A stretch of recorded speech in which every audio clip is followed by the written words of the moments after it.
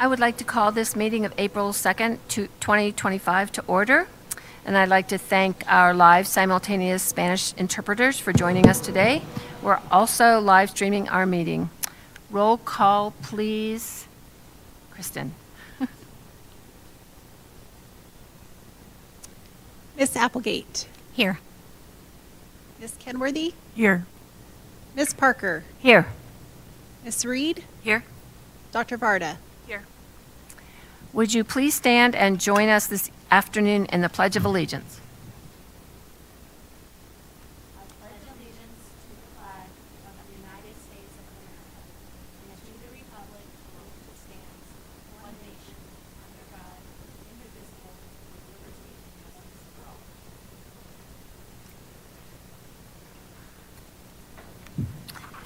Is there a motion to approve today's meeting agenda?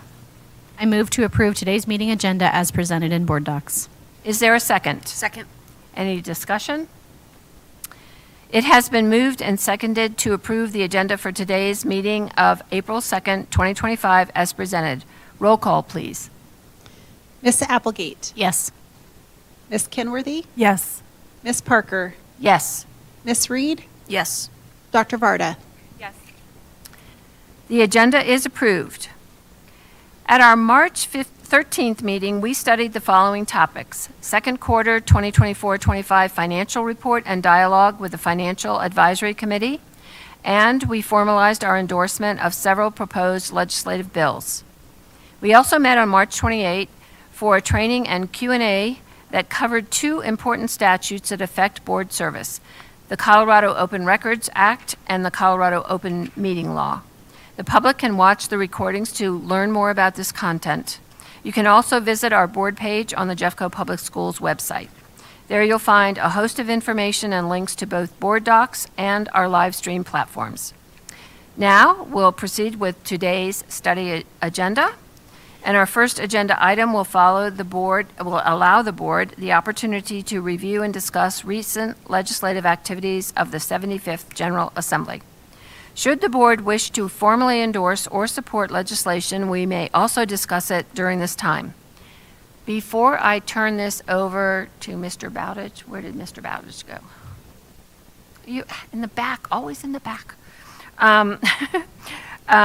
Before I turn it over to Mr. Bowditch from Bowditch and Cassell Public Affairs, is there anything you'd like to say, Superintendent Dorland? No, thank you. I'm good. Welcome, Mr. Bowditch. Long time no talk. Mm-hmm.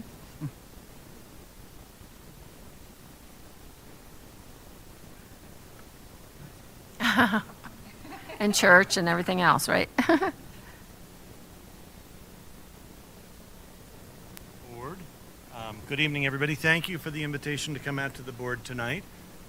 It's all budget all the time down at the Capitol. A few other things going on. But the long bill has been introduced. That contains all the funding for all the categorical programs. The long bill this year is as complex as I've ever seen it, because there are 60 to 70 other bills that travel along with the long bill. Those are called orbital bills because they keep pace with the long bill. The long bill can't change statute. It can only allocate funding. So if the Legislative Joint Budget Committee is going to recommend any statutory changes, this year primarily to save money, they will need to introduce separate legislation to do that. So today, the Senate is hearing on second reading right now the long bill and the 60 to 70, the number kind of fluctuates, of the orbital bills. As an example of one of the orbital bills, the modifications that the Legislative Joint Budget Committee is recommending to the Healthy School Meals for All program is done through an orbital bill. It gets a little more confusing because there's another bill out there by Representative Lorena Garcia, whose district has part of Jefferson County, where she's also making other modifications to the Healthy School Meals for All program. So all these things need to fit together. I'm happy to jump right in and explain some of this. I hope that's okay. Some of the categorical program increase. So the categorical programs, special ed, English language learner, there's a transportation program, gifted and talented. These categorical programs they are the most protected program in the state budget at any agency. They have to increase by the rate of inflation each year. There's no negative factor can be applied to them. This year, the Legislative Joint Budget Committee, despite the tough year, increased them by slightly more than the rate of inflation. Each one doesn't have to increase, but as a group they have to increase. As usual and as understandable, special education is the lion's share of the categoricals. That's about 3/4 of all of the categorical funding. And of the $17.7 million increase for categoricals, special ed is getting an increase of $13 million. That doesn't mean that districts won't have to pay for a portion of special ed. Special ed is a combination of federal, state, and district funds. But in the last few years, there has been a concerted effort to try and really increase the funding for special ed. The rest of the categoricals are much smaller. The Legislative Joint Budget Committee is also recommending some program reductions.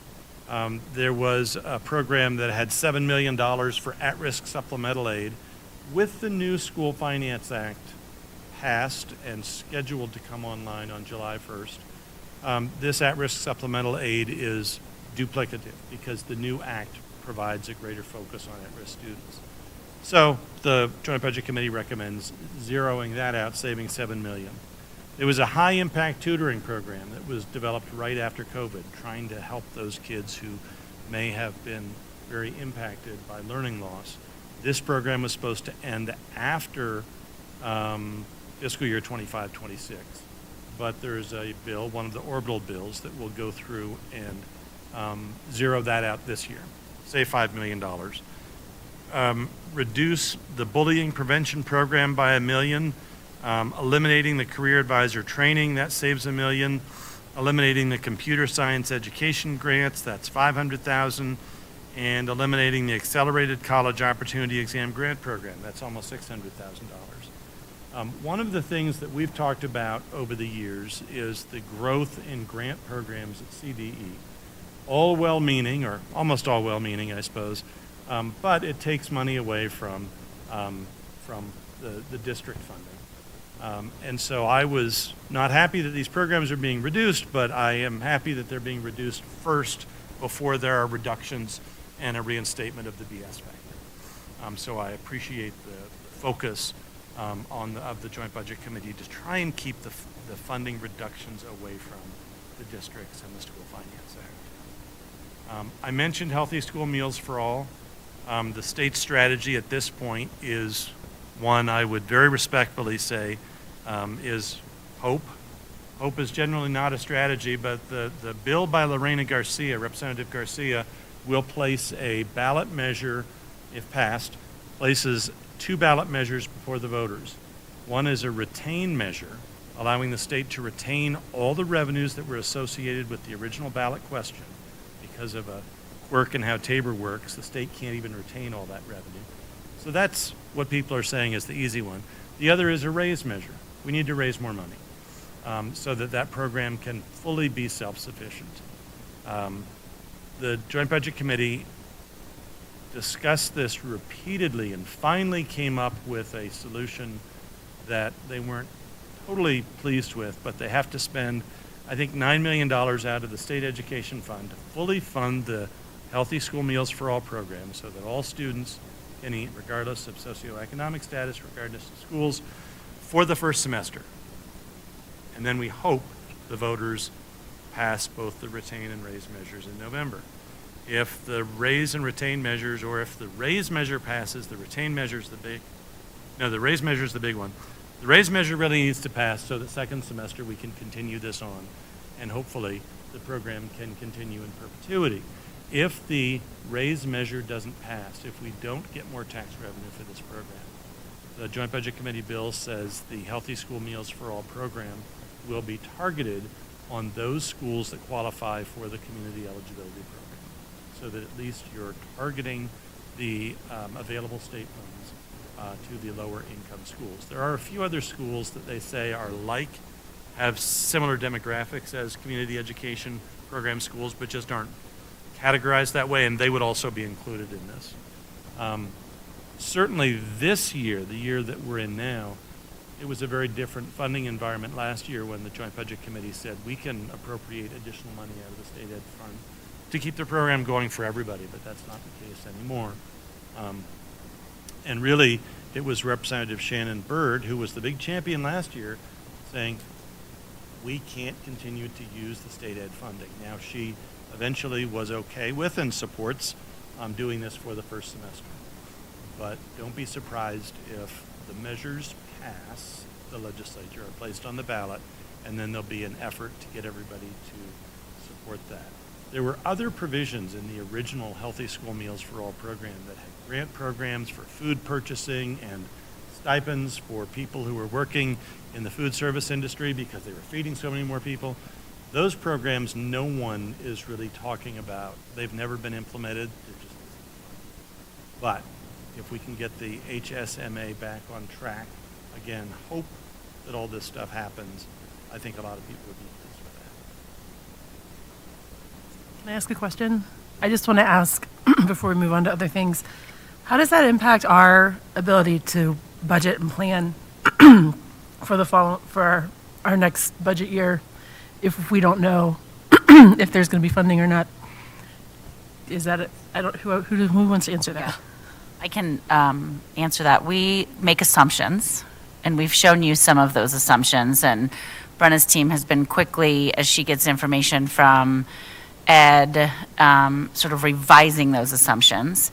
So this Friday, in the board materials that'll be posted for next week, the board will see those revised assumptions based on the latest draft and/or information that, because I'm not sure we've seen the draft yet, but the latest information that's been shared with Ed related to the speaker's, what she's working on in terms of a draft to propose. So the long bill has to go through first, and then the School Finance Act will be presented after that.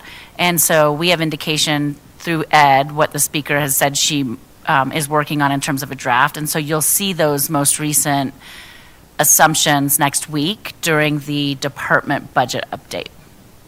And I mean, there's two real big variables right now. One is, how is this going to impact our revenue? And the other is, what are we going to invest in compensation? Those two variables are still unknown.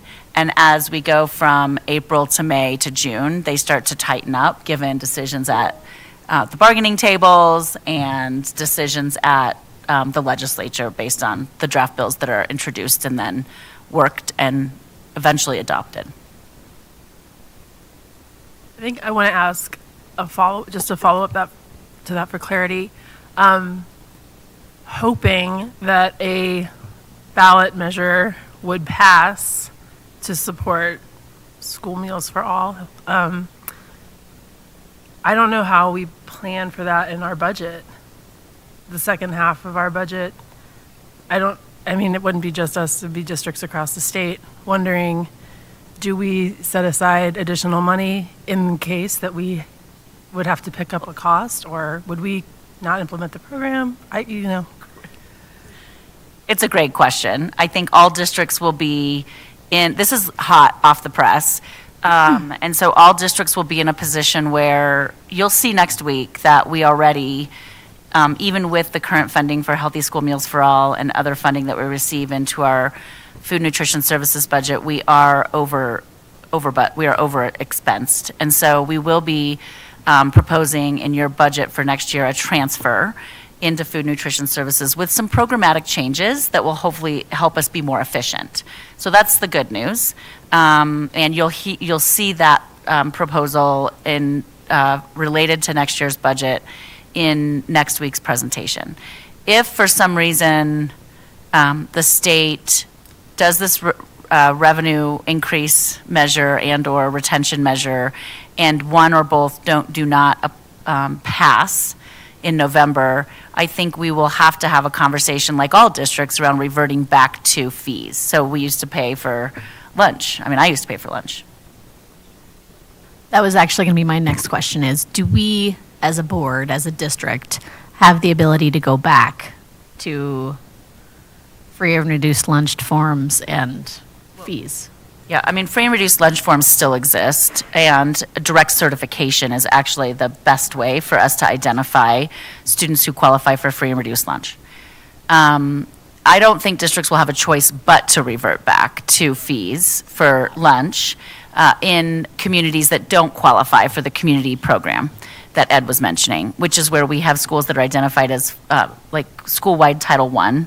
And then those students, regardless of your status as an individual student, have access to free meals. And then it sounds like the state would also maybe have some room to include some additional schools in the Healthy School Meals for All program, which would be great. And we might not have to charge in those schools, given what the state's able to support us with. But if they don't have the money and aren't providing it to us, we will have to revisit fees. Okay. Can I just get some clarity? I thought that the voters passed I think it was a constitutional amendment, no? Statutory. So what happens then? I mean, aren't we required because of the voter initiative, or I don't understand? You are raising an excellent question, and that's exactly what, the JBC talked about this maybe 6 times over the last month. What do we do? And the point was made, this program passed with a funding source. That funding source turned out to be they underestimated student demand and they overestimated the revenues through this tax policy change. So we ended up with this gap. But still, the voters passed something with a funding source. I don't mean any disrespect to law enforcement, but the law enforcement measure that passed this year just said you shall appropriate $350 million. And one of the JBC members said, why are we going to short the Healthy School Meals for All program when they at least had a funding source? Now, I mean that very respectfully to both of those measures. At this point, the plan is, just as described, that if things don't pass in November, I think every district will have to make choices. And it's a very tough thing to say to the voters, you voted for free lunch for all, but we can't provide it. Yeah. So by law, we could decide not to go with a voter-supported state statute. Yes, the legislature can change the statute that passed by the voters. If it had been a constitutional amendment, they couldn't have. But Statute. would the legislature have to change that for us to be able to make that decision? I think I need to research that, but I think that's the intent. Okay. That the bills pass this spring, and best case scenario, they both pass in the fall. Other scenario, then each district will have to decide what to do. And I have to imagine many, if not all, will have to go back to charging. But I don't know.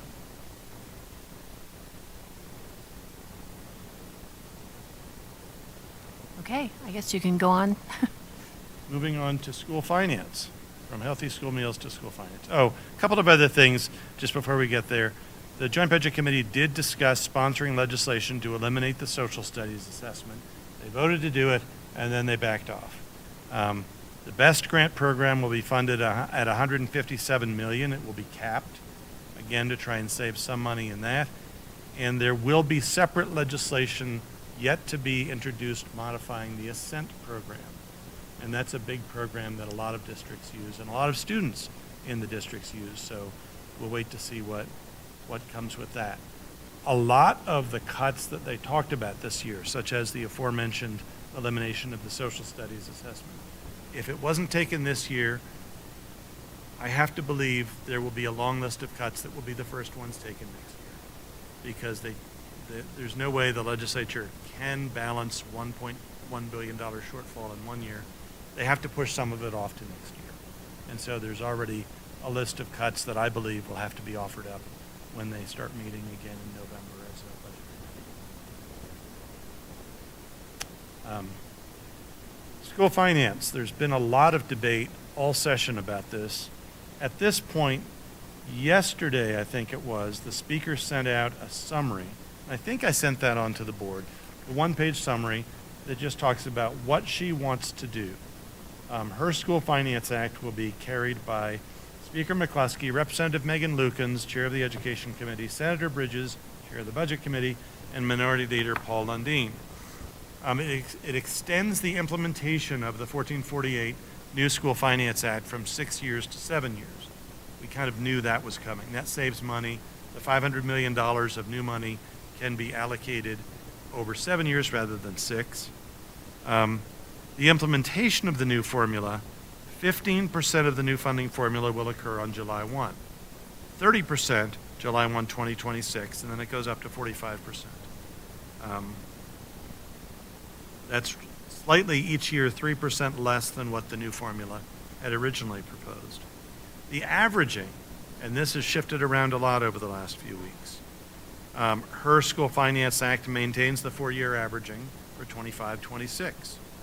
Moves to 3-year averaging in 26-27 only if we reach that 30% threshold of the new School Finance Act. Next year's a long ways off, but there were a lot of questions when she floated much of this concept a month ago, and people said, who's to say we're going to be arguing we can't make 30 next year, we can only make 22.7% next year. So this has a trigger in it to say we're not going to roll back the scheduled averaging from 4 years to 3 years unless we reach the 30% of the 1448. And then she has another 3-year averaging after that, and each year thereafter, but some other things such as the so-called smoothing factor. There's still a lot of concerns with this. I think what the speaker has proposed has improved a lot in the last month. For example, maintaining the averaging, tying triggers to the averaging. Instead of having a 10% implementation of 1448, we have a 15% implementation of 1448. There are a number of things that have happened that have been very positive. There's still a lot left to kind of work on this. And in discussions with other lobbyists at the Capitol, they want more specificity about what the hold harmless will look like. Does that mean districts are flat funded? 1448 said everyone was supposed to get a 0.5% increase at a minimum. Can we go back to that? The smoothing factor, which I think is a very helpful alternative way of moving us beyond the enrollment averaging debate if the state insists on doing that. The smoothing factor needs much more definition before it can be used as a trigger, because we're not really certain. You could read that and interpret that in a lot of different ways. This was supposed to be introduced last night. I don't believe it's been introduced yet, but that is the Speaker's School Finance Act. To make things even more interesting, I guess, Senator Kolker, whose district is South Jeffco and a bunch of Arapahoe County, Senator Kolker and Senator Kirkmeyer are going to introduce the School Finance Act. That is changing. Originally, I believe it was supposed to keep the current School Finance Act and not transition to the new School Finance Act. But I haven't seen the draft yet and don't know if that's still the intent.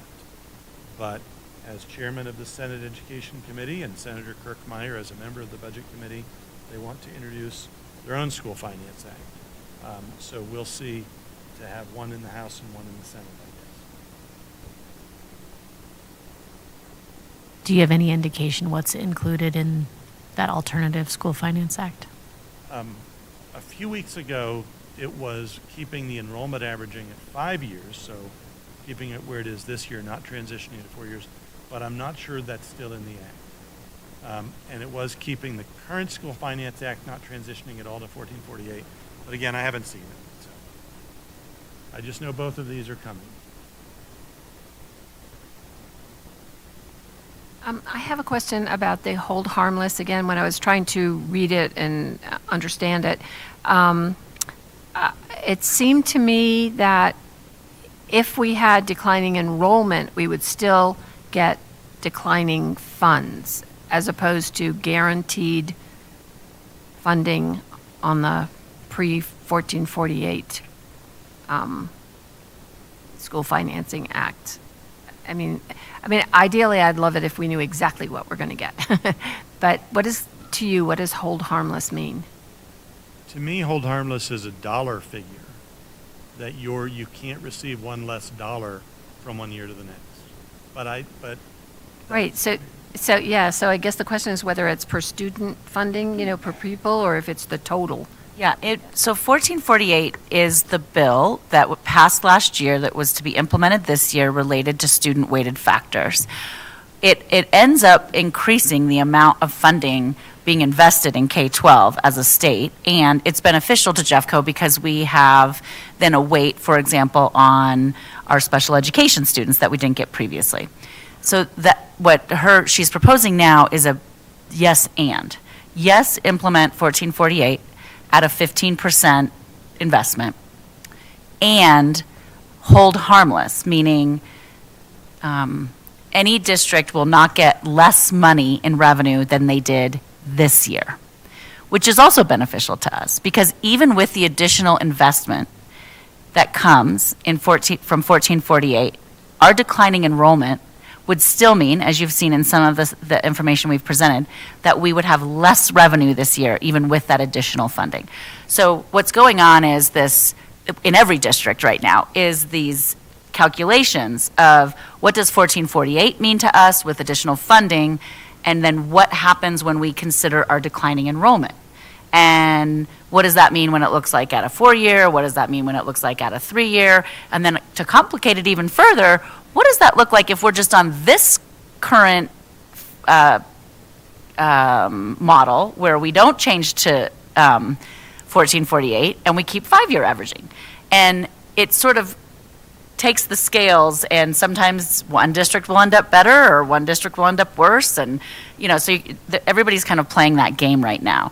What she's proposed, my understanding, based on conversations with Ed, is that she's proposing both the implementation of 1448 at 15%, which is beneficial to us because of the weights, and a hold harmless. So it creates a positive for us, given that we're not having to take into account our declining enrollment and keeping our revenue at its current rate. So the hold harmless is very beneficial for districts that have declining enrollment. And depending upon your student demographics, 1448 can also be very beneficial. So that's what's happening.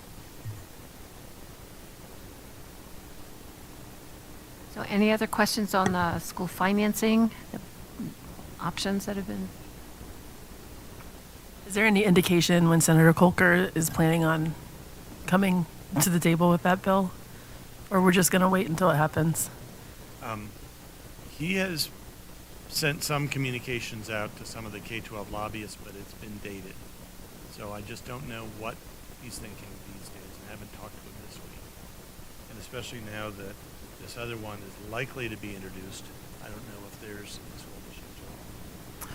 I was at a town hall over the weekend, and Representative Rebecca Stewart said that late bills being introduced seem to have not a lot of hope right now, especially given appropriations is the place where all bills go to die. And so I'm just curious about introducing legislation this late in the game. Is it more to force a conversation rather than actually have legislative action?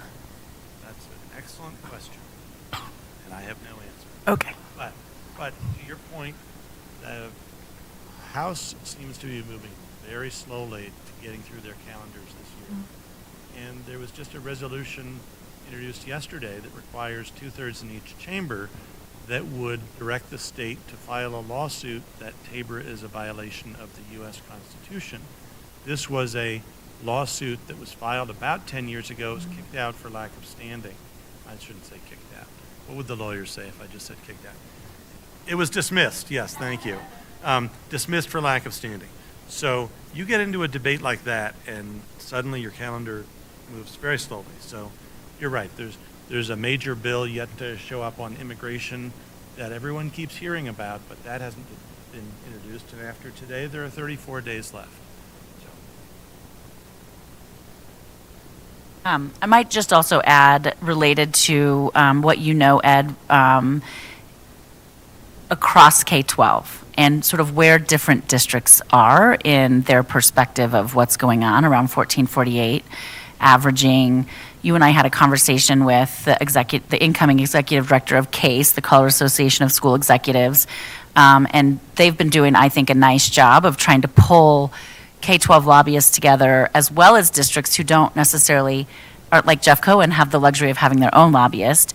They had a legislative council meeting recently, is what we've heard. So can you share a little bit about what we learned from CASE, which I do think has a good pulse on what districts across the state are feeling about what's happening, including small rurals who often have different needs than us. And so we pay attention to the needs of districts across the state through CASE. Can you share a little bit about that, Ed? I think with what Melissa Gibson indicated was there's an overwhelming desire to start the implementation of 1448. The districts across the state are pretty unified in that. Now, it does provide more money to all districts, especially the really small remote rural districts, the small districts across the state, and those districts that have a higher population of at-risk students.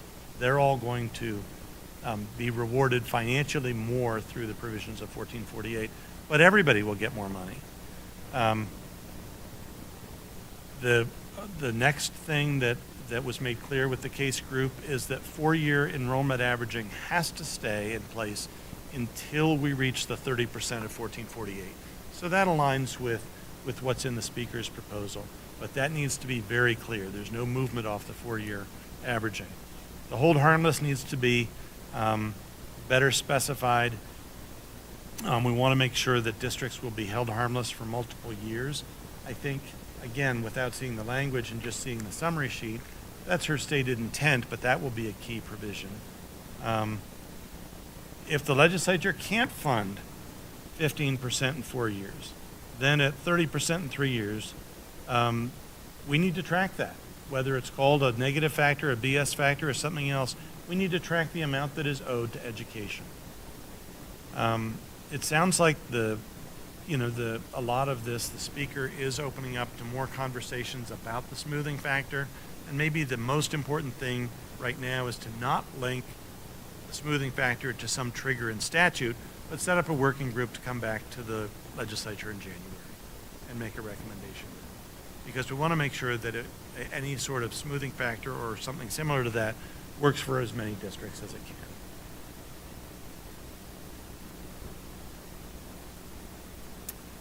Okay. Any other questions on the financing, or is there anything in Mr. Bowditch's legislative list of bills that you want to talk about? Yeah, I was just hoping, while you were here, Ed, if we could talk as a team, all of us, about how we are communicating with the legislature on some of these things. And I know we can talk about it in our time later, but I don't think Ed wants to wait till our last agenda item. And I think it would be helpful if you were here. I just want to reflect for a minute from my perspective, from what I've seen. So I don't know if it's everyone else's perspective, what has happened. And so, and I have a big question. I'd love to figure out how we want to do this together as a team, meaning the superintendent and Ed and the board. So from my experience last year and years prior, when something came, the board would set a legislative agenda. I remember doing that for three years now. I don't remember doing it the first year. I don't remember. And then sometimes we would discuss a position, and sometimes it's a list of individual bills. Last year, and we don't vote. I was trying to think about it, a thumbs up or thumbs down. And I specifically remember that because last year, I'm just going to say this, when 1448 was on the table, Jeffco opposed, and we did a thumbs up, thumbs down, and I did not give a thumbs up on opposing. And the reason I'm bringing that up is because I remember it wasn't a vote. So that happened last year, but nothing went to the legislature without the board knowing that it was going to go there. So this year, this is my experience, is that all of a sudden we heard that a letter had been sent from the superintendent, and that Ed sent it, and the board didn't know about it, and we were given a notice that it was sent. I am going to note that it was unsigned, which confuses me. I don't understand the unsigned part of it. And it suggested that we were supporting a 3-year averaging possibility. So that felt very confusing to me. But then it sounds like that confused others as well. So a second letter went out, and I also don't remember the board having any input on this letter, except being told that it went, again, unsigned. So again, supporting 3 or averaging. So that's when I personally started hearing a lot of questions from people in community, the union, legislators, like, what's Jeffco doing? And I'm like, I don't know, because the board hasn't had any input on that. So then the board at the last board meeting discussed what we wanted to think about and say publicly. And we all agreed that we did not agree with any compromises to averaging. We wanted to push forward, take it from the roads, that whole discussion. And then we said, we'll put a letter together. We got a letter, I believe on a Friday. I was trying to remember all of these, told to quickly review it. It had to go out very quickly in a couple of days. I tried to quickly give my feedback on it. I think Director Reed also did. I know that Director Kenworthy contributed to writing the letter. I don't know who else did. And then before I knew it, the letter went out. My signature's on it, and I never even saw the final version. And I don't think anyone did.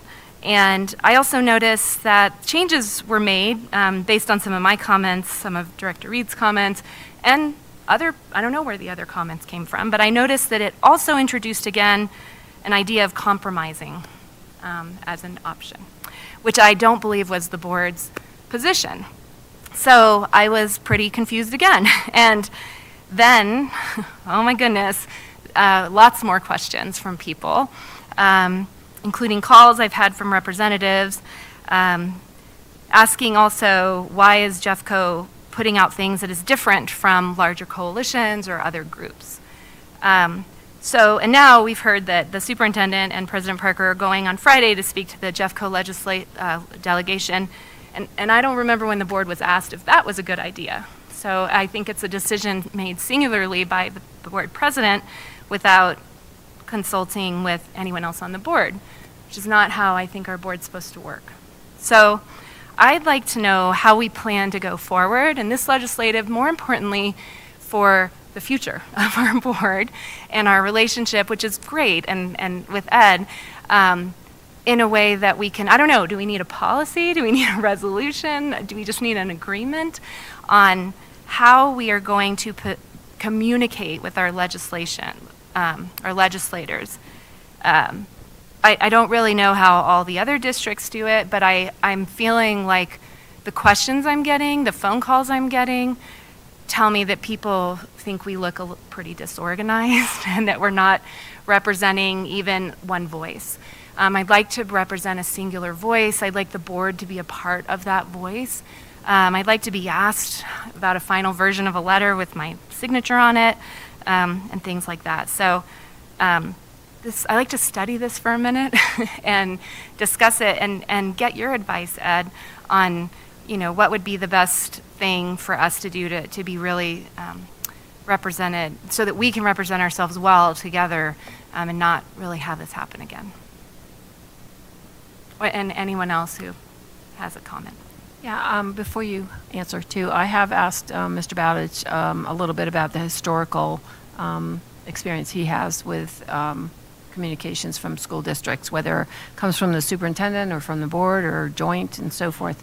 I do just want to add that I have asked some other districts how they do it. I'll give you the example of Adams 12. I talked to their president, who said all communications go through their superintendent, everything. Their board does not give any separate input on legislation.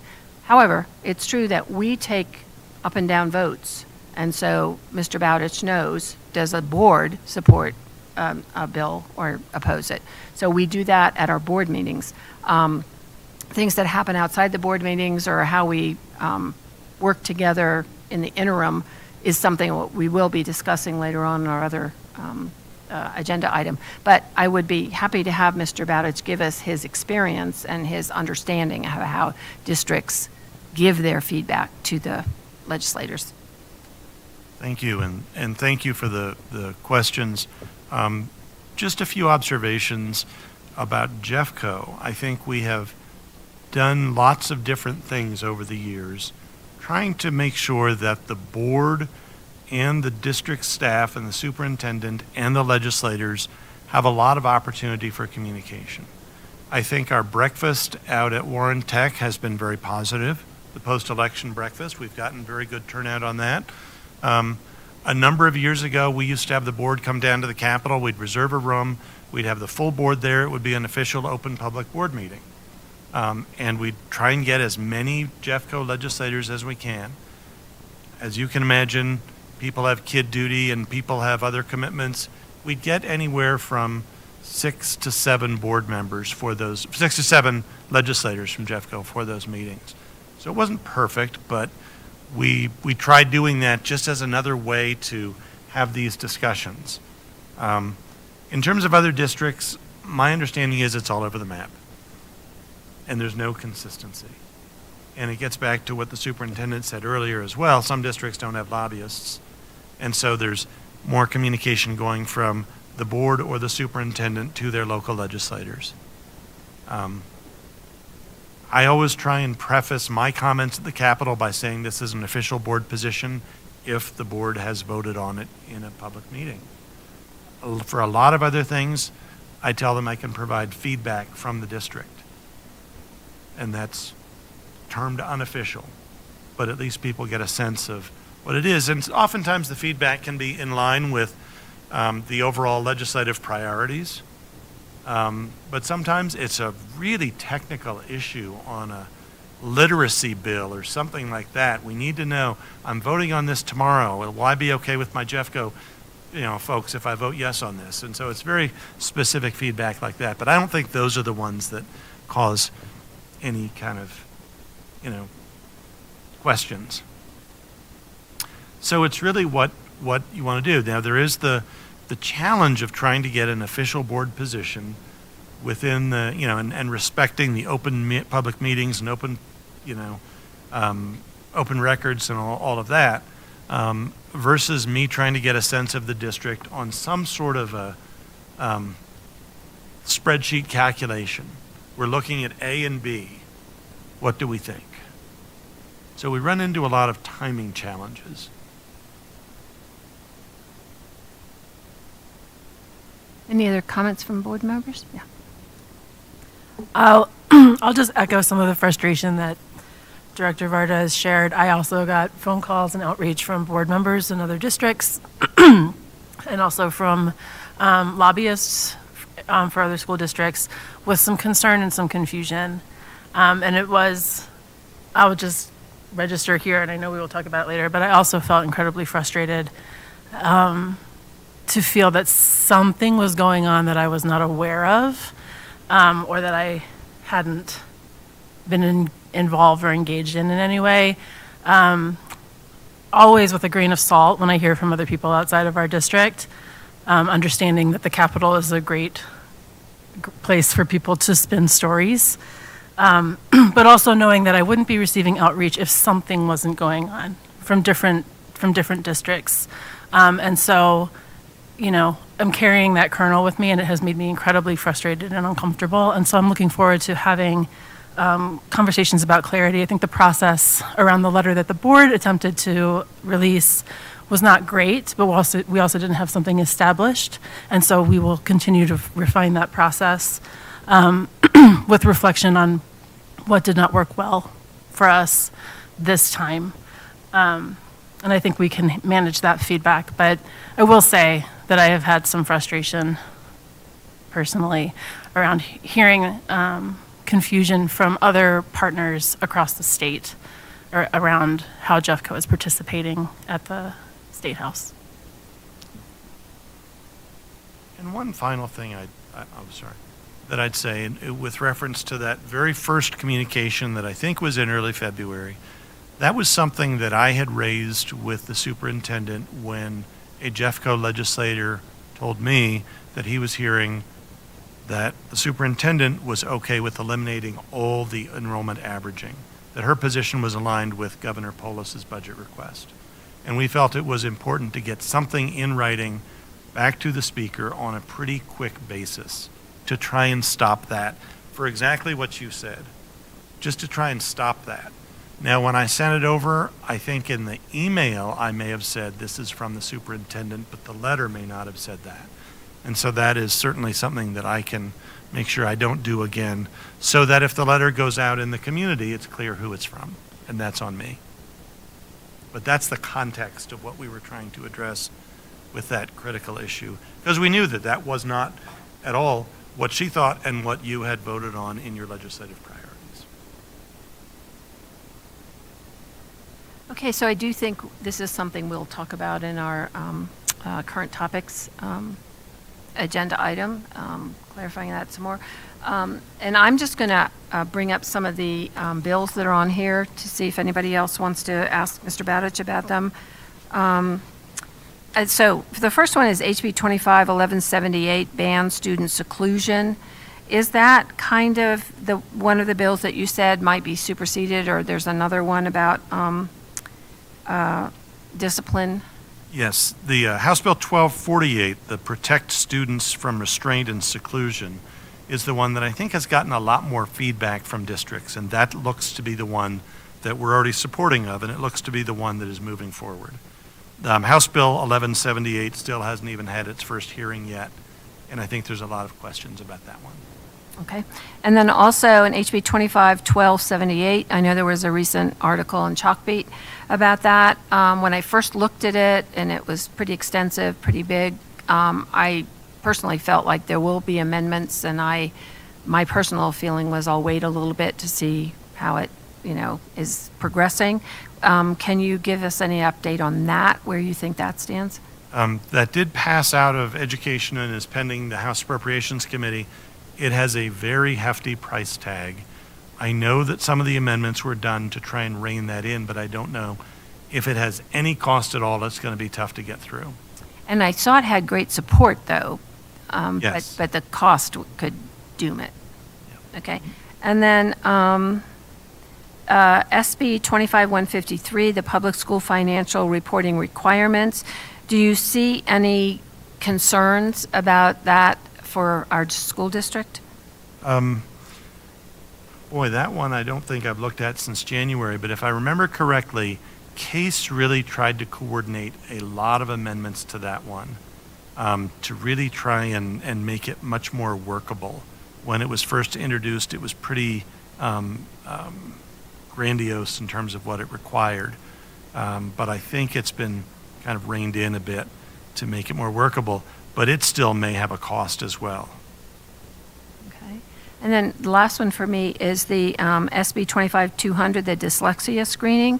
That's something that I'm very interested in, and I would really like Colorado to increase its dyslexia screening. So it's something that I'm interested in the district, possibly the board taking a position on. Can you give us a state of that bill?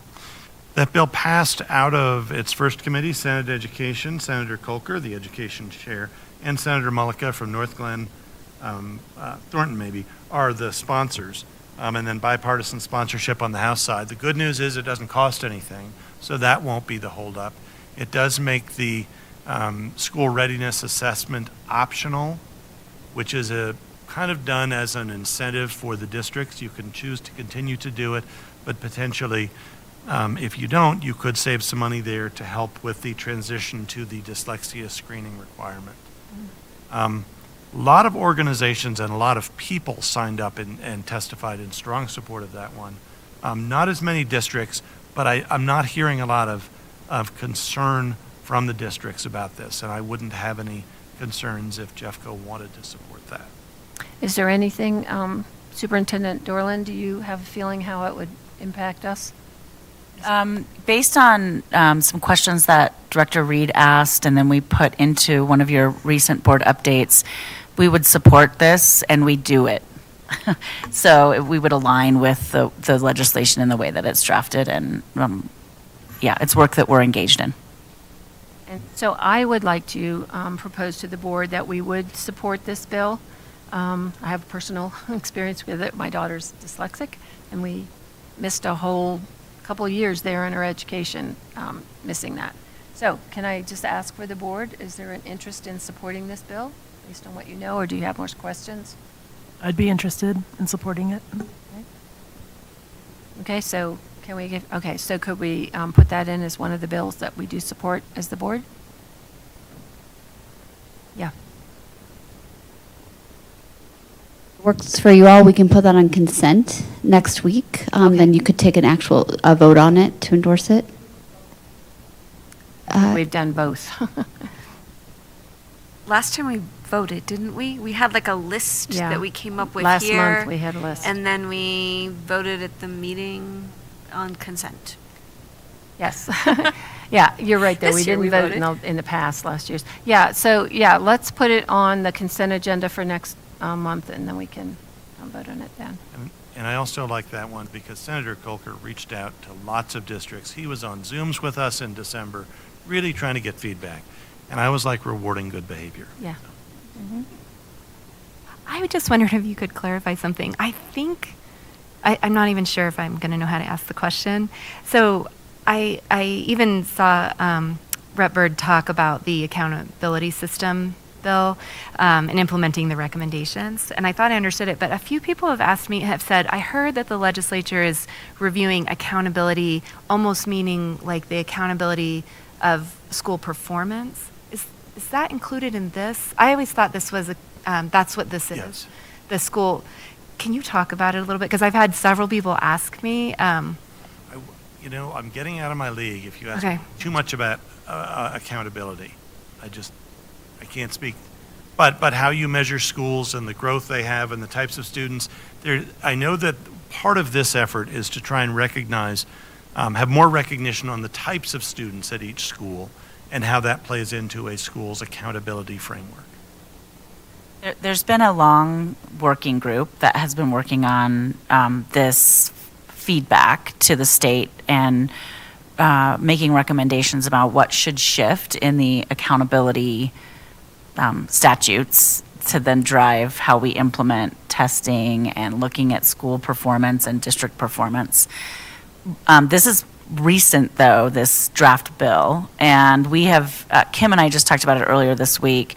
We have yet to really have a minute to process it, but I'd be happy if the board is interested in knowing staff perspective on this bill and what it might mean for our implementation of the accountability and the changes for us. We'd be happy to get you a summary in the next week or so. I think we can have Carol and Jeremy kind of give us a heads up, but we just haven't had a chance to do that because it's been pretty recent that the bill's been drafted. I just want to follow up. When we use the word accountability here, we're talking about, I just had it, the testing and the things that lead to our UIP plans, both at the school and the district level. Is that accurate? And the school performance and district performance frameworks, Yep. and then the state testing and other measures that go into those frameworks. Ed, can you rattle off the number of, do you know what number that bill is? House Bill 1278. Okay, so Kim, can you just kind of take note of that, and then let's follow up and get the board some perspective from staff on the changes to that bill? I just want to clarify for those listening, this is not about making changes to like the district accountability committee or the accountability committee structures, school accountability committees. Yeah, and that can be confusing for folks who are on like the DAC or serving on school accountability committees to think that that structure might be changing. That's not what this bill is about. And I was asked specifically in relation to the conversations going on at Jefferson, where there's also an accountability conversation and folks asking, is that going to impact like an immediate outcome, Jefferson Junior Senior, which is, there was a discussion at the Monday meeting about that. So it was since that meeting that two people have asked me, how will this bill, if at all, impact like a very real situation? So I don't know, and I don't know even when implementation would be of a bill that came through, but I did hear Rep. Byrd say like the recommendation list was so long, and they've really reduced it to like something like 40 only or something like that. The numbers were really surprising, but I would love to get more information on that. Okay, I do think we allotted not enough time for this. It's very busy in the legislature, I know now. So thank you very much, Mr. Badich, and we will keep in touch. I just didn't know if Ed knew anything about that. Sorry. He almost got out. I don't know. Mary, if I you think this was the, something came in But the adequacy study. related to the adequacy study. A suggested resolution for school boards from, who was it? Great Education. So if that's something the board wants to discuss with Ed while he's here, and then possibly consider adding to your consent agenda next week. I'll just jump ahead. I would suggest adding that resolution language to our consent agenda for consideration. It's something that I would be in support of our board passing, but I would really want to make sure everybody had read it and was familiar with it before we vote on it. And I would also, I guess, offer if anybody reads it before by Tuesday, if you want to take it off of the consent agenda, if you would let the district staff know if we need to have a conversation about it. Is that fair? So is it on our consent agenda now? I was just asking to add Asking it. to add it, and then we can remove it if we want. Okay. Yes. Mhm. All right, and then maybe Mr. Bowditch, you can look at it if we gave you a copy of it, and you can give us your feedback on it. Okay? All right, thank you so much. Appreciate it. All right, for our next agenda item, the board requested a presentation on the district's school age enrichment, or SAE, program. Tonight, district staff will provide information addressing the impact of the enrollment processes, attendance patterns, and wait list on the sustainability and accessibility of the current SAE program.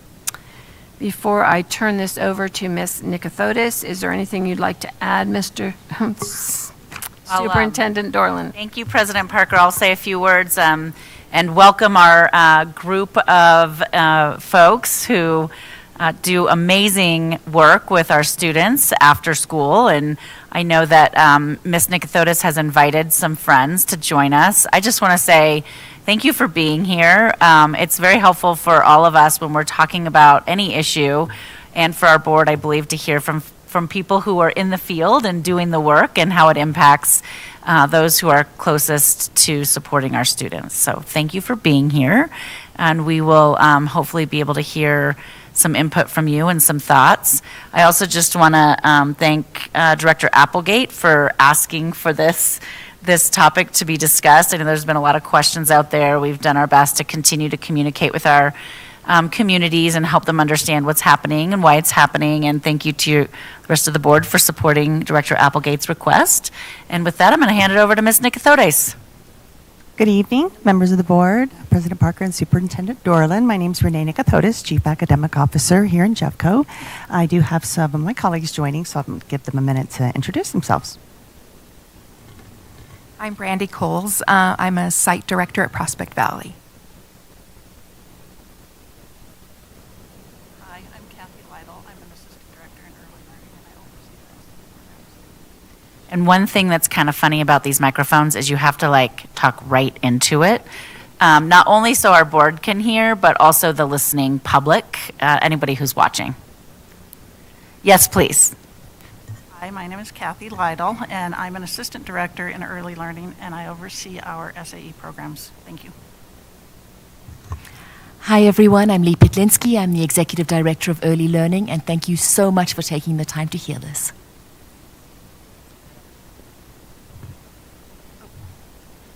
And I should never be trusted with a remote. I would love that.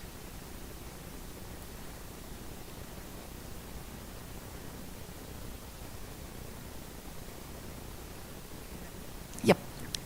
So at the request of the board, we're going to share with you as much information as we can in a short amount of time about the history of SAE and where we are right now. Kathy Lytle, who runs SAE, has been with the program since its inception.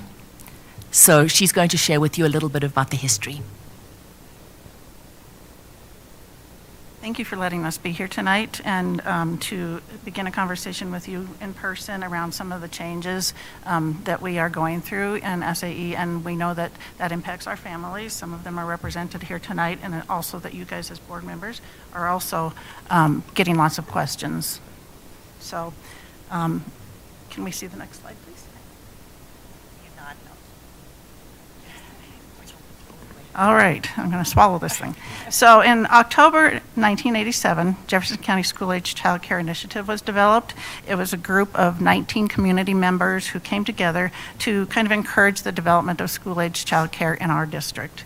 By October 1993, we had 8 community partners, along with Jeffco School Age Enrichment, providing before and after school program in 53 elementary schools across our district. Currently, there are 9 community partners, along with Jeffco SAE, providing care in our elementary schools in 53 of those schools. Providing it in those schools. Jeffco SAE currently provides before and after school care in 29 school communities. 2 of those are early learning centers, which is new to us, and we're really proud of that, and 27 school age programs. Now, I just want to say how lucky we are to have someone like Kathy that's been with us for so long. When we were reviewing this information, I had no idea about some of this background, so thank you, Kathy. Kind of dates me a bit. So we just kind of wanted to make note, too, that our only source of revenue is our tuition. We are not taxpayer funded at all. That's a misconception in the community that we've heard quite frequently.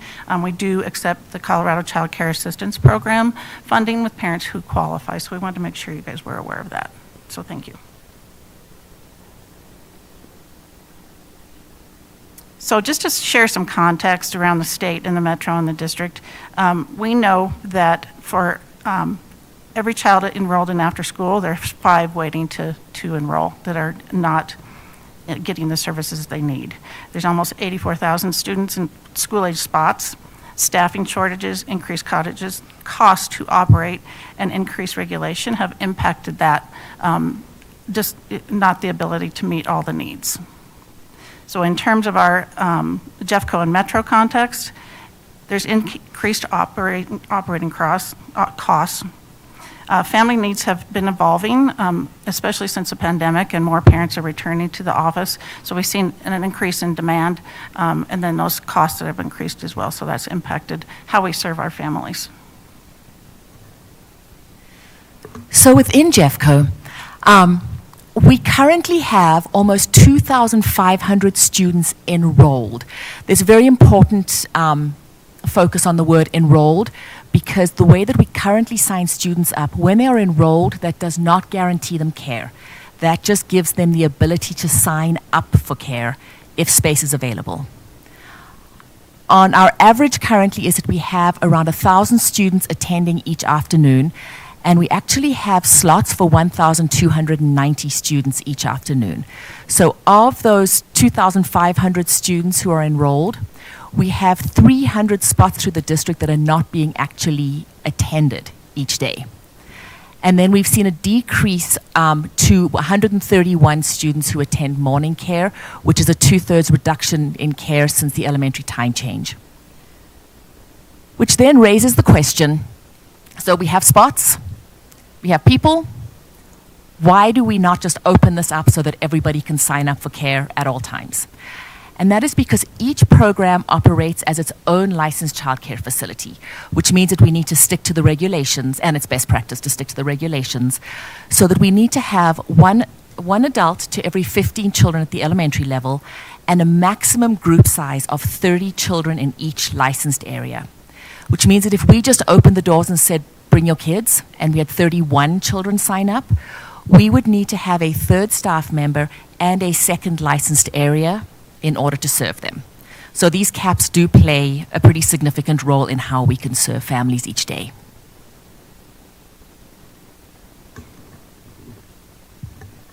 Hi.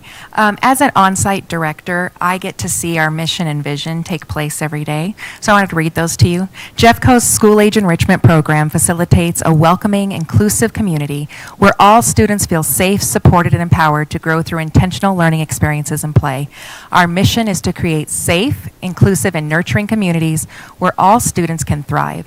We partner with families and schools to provide high-quality, choice-based programs that empower students to grow, develop, and reach their full potential. And by doing this, these are our guiding principles. Quality, and to ensure a safe and enriching environment, we must also comply with licensing, the health department, and best practices.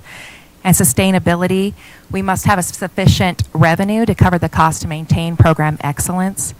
And for accessibility balance, we have to balance affordability for families and dependability with financial sustainability. And since all of these things are so important, it's really imperative that we adjust the program so we can meet these goals. Thank you. So the challenge we are... Oh, that did work. The challenge that we're currently facing is one of sustainability. By November of 2024, we projected to spend $1.3 million more than we were bringing in. And in digging into that, some of the reasons that we came up with was that we had unpredictable attendance, which then led to reduced revenue. We also found that families who needed guaranteed childcare and sometimes couldn't get in with the model we're using to enroll children were pulling their children and going elsewhere where they could get the childcare that they needed every day. During the pandemic, we supplemented tuition raises and our salaries with pandemic childcare grants. Then we discovered that in summer of 2024, we spent $500,000 more than we brought in, which was a huge issue. We also then had the reduced morning care needs. We needed to make sure that we were complying with those group size and ratio caps.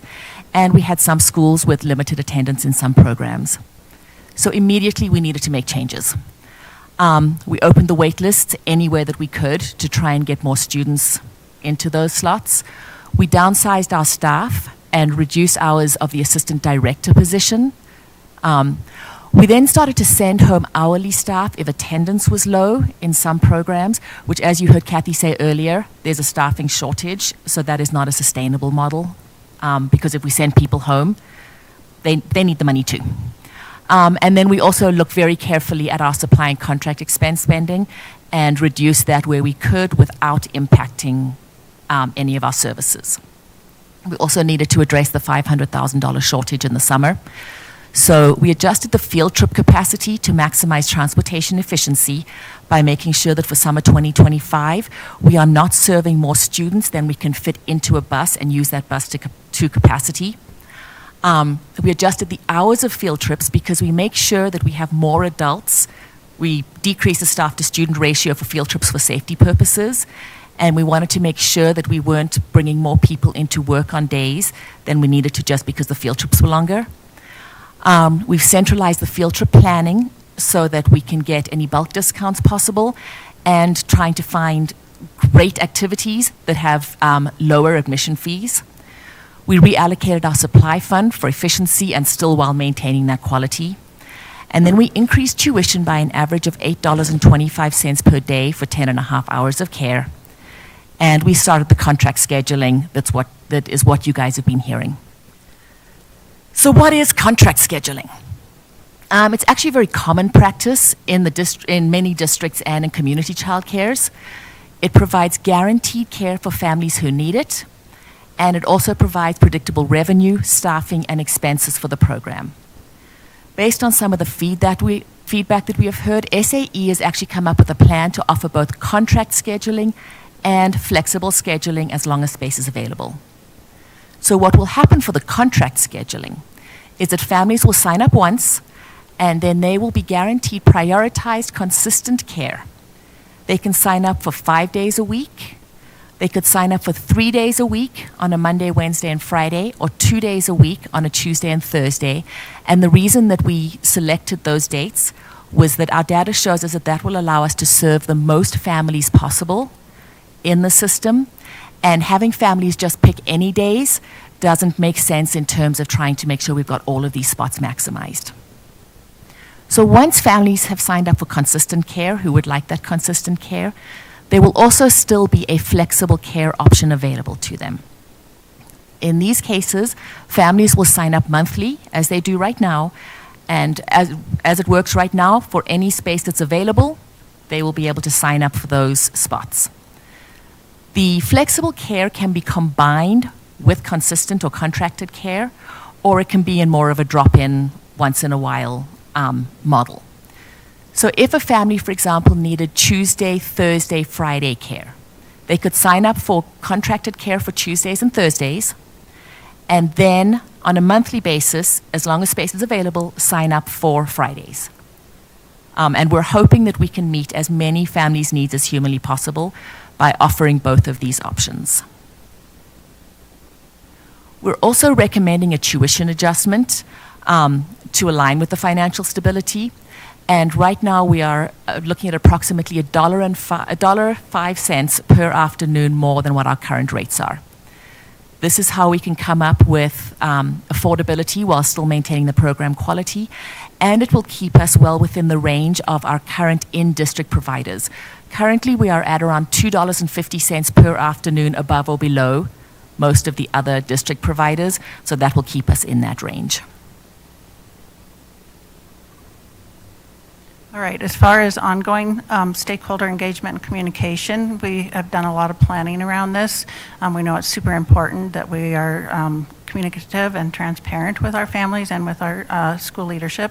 And so we have a plan. We've already started working with our district communications department to make our messaging as transparent and clear as possible. We want to be very clear about why these changes are happening. We've been working towards this, but we're going to continue to do that. We're going to explore a general one-stop shop SAE webpage to ensure there's some consistency in messaging and also some convenience for parents to be able to just access that at their fingertips. We're going to update site-level websites so that families understand changes and have current information in hand.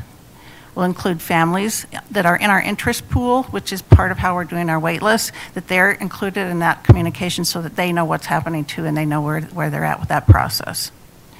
We want to support families and staff in adjusting to a new scheduling model. We also have been working on a strategic plan and developing that, and we're getting pretty close to completing that. Families will be invited to participate in that plan development and ongoing planning through that and going through that process. We want to have a parent advisory group, and that it will not just be parents, but we want to include possibly students, school personnel, school leadership like principals, and others within the community so that we can get a well-rounded kind of, not decision-making advisory council, but that we have that input and that voice considered. We have been asked, I think that this question came up with the board possibly or school leadership, that they would like us to survey families on the wait list to find out what options might be available for families beyond SAE. We do have some current resources that we share with families on a regular basis about different resources where they can look for childcare options within their community. So as far as next steps, we are going to go forward with the implementation of contract scheduling beginning in summer 2025, as we said. We'll continue to provide that further communication with families around a registration timeline. We have kind of put that on pause for next fall because we wanted to really get the numbers on a tuition increase so that when people are moving towards a contract schedule, that they know exactly what they're going to be budgeting for and paying for. So we wanted to pause on that. As soon as we get the information on that, we'll be sharing that and we'll be moving forward with that registration timeline. And then clearly state to families how they can kind of access that flexible scheduling, which is very similar to what they can do now, but not the same. But it is an option that we heard our families wanted, so we wanted to respond. We will continue as time goes on to kind of monitor changes and make adjustments, listen to our families, reflect and kind of look at how things are working and just do some ongoing, looking at that and reevaluating. So with that, what questions do you still have? Director Applegate. Well, first of all, thank you. As a parent of two kiddos who utilize the system, and I've gotten to know Kathy because my daughter is actually, she sees my strong-willed daughter all the time. And I couldn't do it without you all, quite honestly. So first, from the bottom of my heart, our kids love our school directors. They love the SAE program. It is truly a lifesaver for working parents. So first, before I ask all my questions, I want you to hear how much I appreciate the work that you do. And thank you for listening to families. Because I know when it went out for the summer, this is when it all started, right? And it just kind of whoosh, and all of a sudden they were here talking to us, and we were getting emails. And so thank you for listening, and thank you for hearing families. And I love, love, love the idea of building in parent feedback groups and strategic plans. I think that's really fantastic. So bear with me. I have a series of questions. So cost is absolutely something that we're challenged with. We know daycare, no matter whether it's in or out of the district, is very, very expensive. When you think about some of your largest expenses, one of the things I would love to understand better, and that might not be a today thing, but one of the things I would love to understand better is just when you're looking at your expenses, I assume staff is number one, as it is when we look at our budget. This is a ignorant question. Are you paying us to be in the buildings? What are what are the next big chunks of expenses? Is it snacks? Because I know you get snacks. Very important. We've had to wait and stay when I pick Evelyn up to finish snack. So I would just love to understand, are there other areas where we as a board can help in identifying expense savings? I can speak to some of the expenses that come in. Yes, we do rent space in the buildings, and that goes to cover the space itself, the custodial, a portion of the water usage, and a portion of all of those paper towels. Paper towels are always the issue. We also do, we currently pay $1.27 or $1.29 per snack, $1.27 per snack. Over the summer, transportation and entry fees were huge expenses. That those don't happen as much over breaks. And then salaries and benefits are the piece that is absolutely the top, as it should be, because those are the people who are taking care of your children. Absolutely. Absolutely.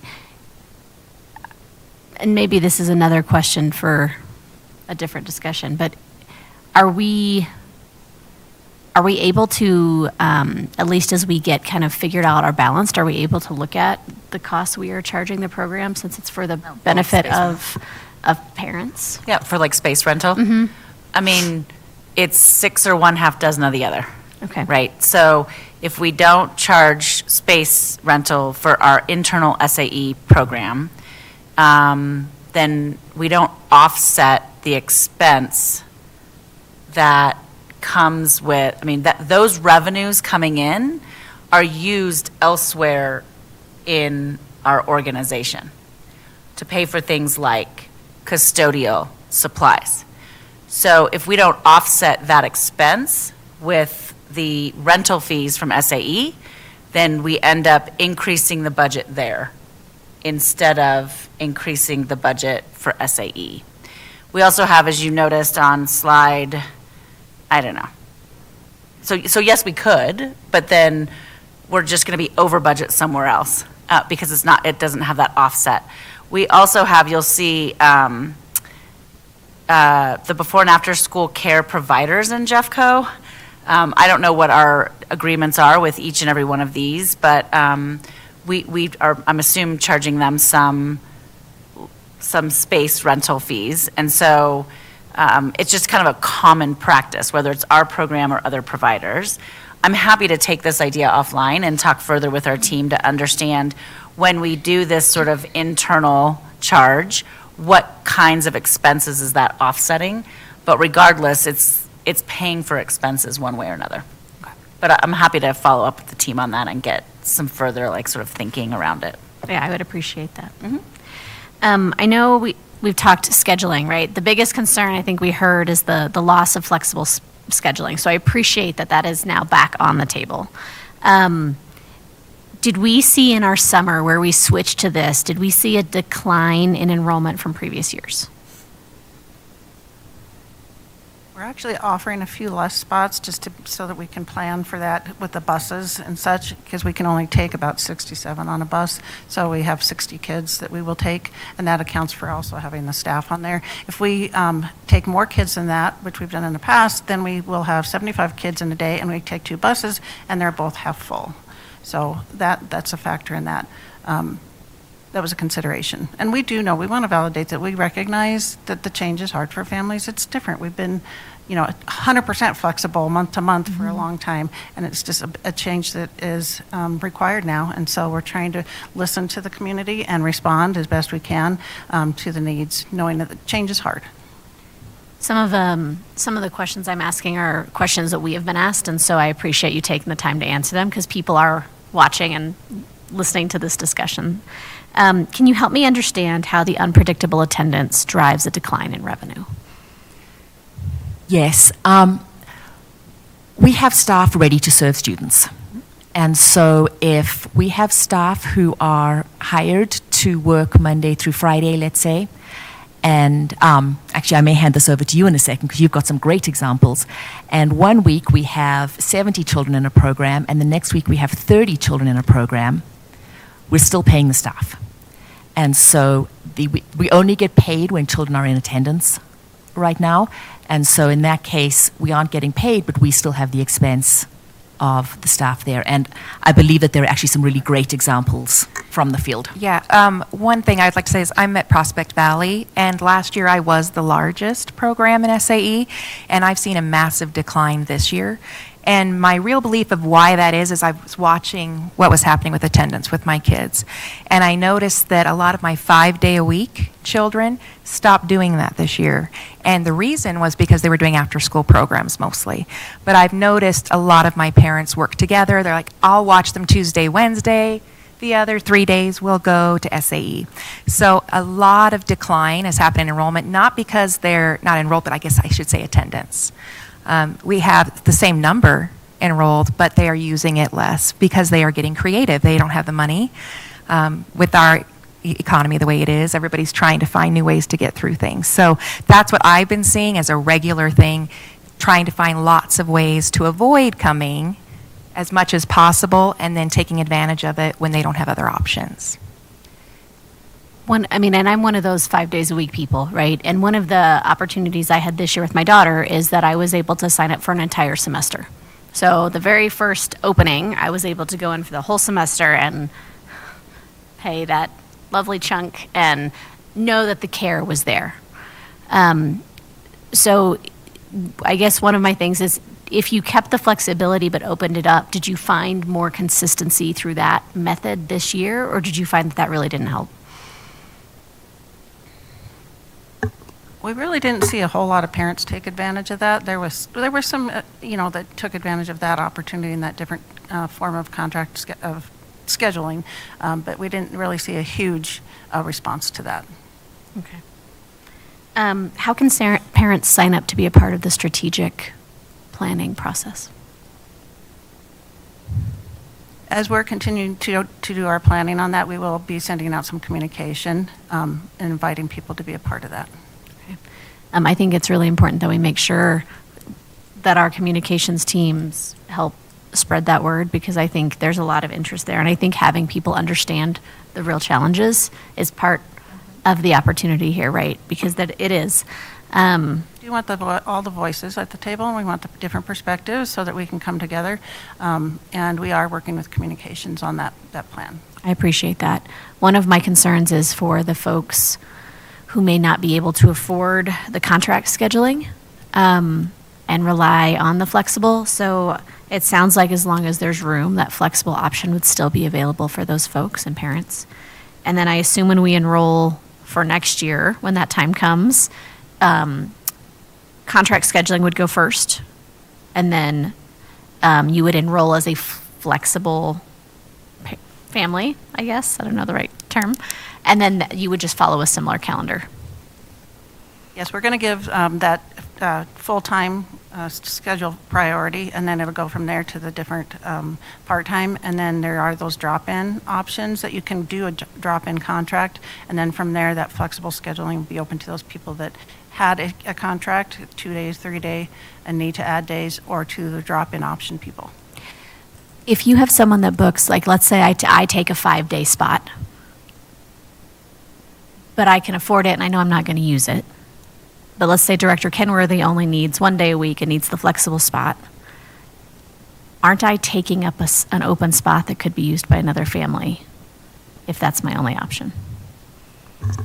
What we have seen this year is that when a family who usually comes 5 days a week doesn't come on that one day, we're not filling those spots. As we've tracked the majority of them, those spots are not being filled because families need to know enough ahead of time.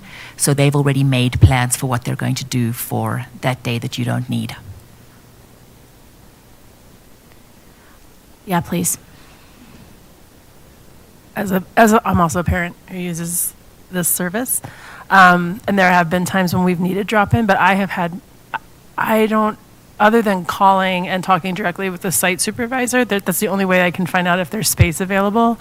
And at a certain point, calling every day to see if there's space tomorrow or later in the week becomes not worth it for the hour or the hour and a half that I would need it.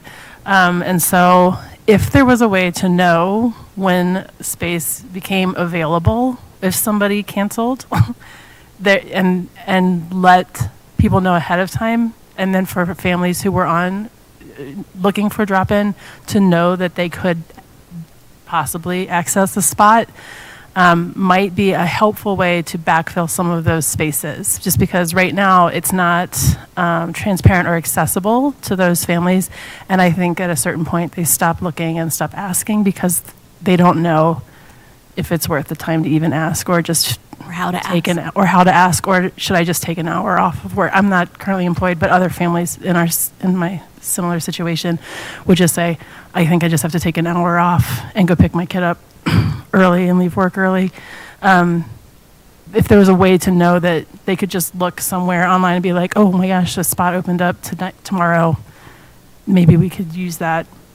I don't know operationally how helpful that is, but I know that I would be a family that would utilize that if spaces became available. And I have had to miss care because if flexible, like if available, is not usually an option at the school where I am located or where I'm using SAE. We do have an addendum and an update on the drop-in process with COMS right now, and there will be a schedule of dates when you can go in, and for the upcoming month, schedule any dates that you need, so you can do that ahead of time. So that'll be a regular routine where you can do that. Now, those last-minute things, again, that may be, it is all dependent on space availability. We want to be very transparent about that, but we are looking to really communicate clearly, like I said, around the communication. We want to make sure that that's a smooth process for families. Kathy, just because for someone who may be listening, as I'm listening, immediately I'm thinking, is there not a way to set up a spreadsheet where someone can go in and see if it's full on a day? Is that not a possible? If I'm wondering about that, I imagine someone else might be.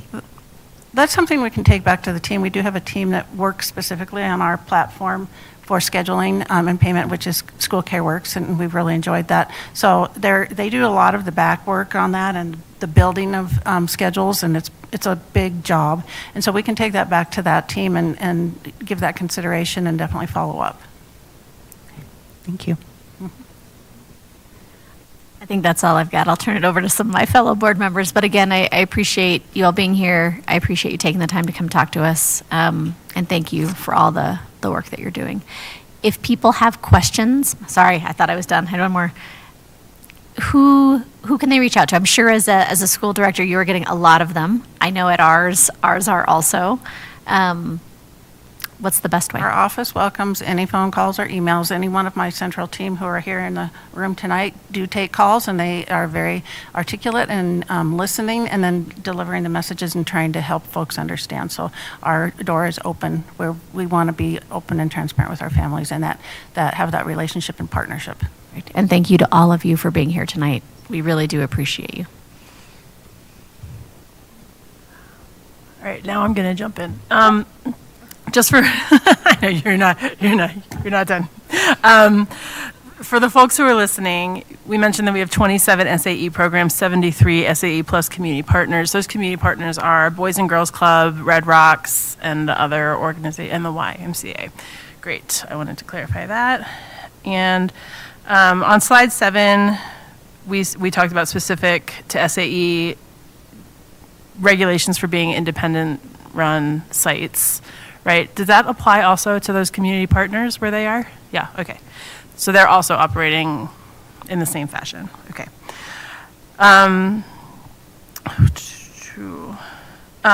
We've talked a little bit about costs, so that's been helpful.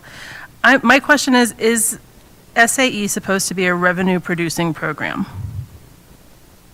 We are an enterprise fund within the district, so we are expected to be self-sustaining. And like I said earlier, our only source of revenue is that tuition.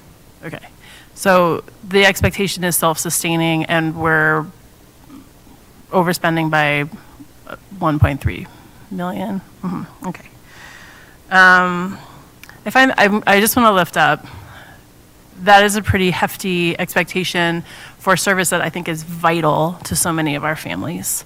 And that, I'm not sure that expectation, I think there may be a cost associated or a deficit associated ongoing with providing care to our families, that we would have to find some place to cover that. And I won't start talking about our budget right now, but I just want to lift up the expectation that this is vital for particularly for dual income families or single parent families that are working. I don't know how it works, especially with kiddos getting out of school at 3:05, and some parents are not getting off of work until 5 or 5:30 with a regular working day. I just really think it's a vital, vital service. My family absolutely benefits from using it, and I know that there's a wait list. So I think there's a real, real need, and so I would start to question the expectation that we'd be self-sustaining. I think there is probably a cost providing this for the safety and well-being of all of our students who are not legally able to be at home by themselves or transport themselves from school back to home independently. I also want to lift up, I understand it's hard to fill and maintain positions in an SAE program. I want to give you a little bit more space to talk about specific challenges with recruiting and with maintaining staff at SAE sites. We've seen a lot of turnover at my home site, and so I want to give you some space to talk about that. Well, it's childcare.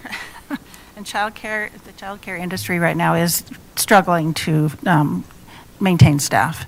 It's not only Colorado statewide, it's across the nation. So that is something that we are all talking about. Part of it's a split shift for our directors and assistant directors, and that's a unique shift. So some people really like it, some people it's a hardship. And so that's part of it. It is a wonderful job. It's a great foundation for going into teaching and many other fields. And we find a lot of people that come in to us with that reason. But it is around pay, it is around hours, it's around those guaranteed hours that we can't necessarily go give. We have to maintain the ratios that we talked about. And so we stagger people home in the afternoon and make them take turns doing that. And so those are some of the challenges that we face. I don't know, Brandy, if you want to add anything to that?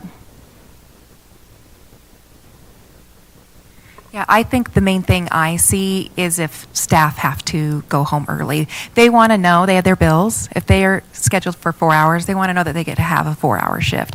If suddenly our enrollment has gone down for the afternoon and they have to go home, now they've just lost pay. So that's the number one thing I hear about when people are looking and that causes turnover.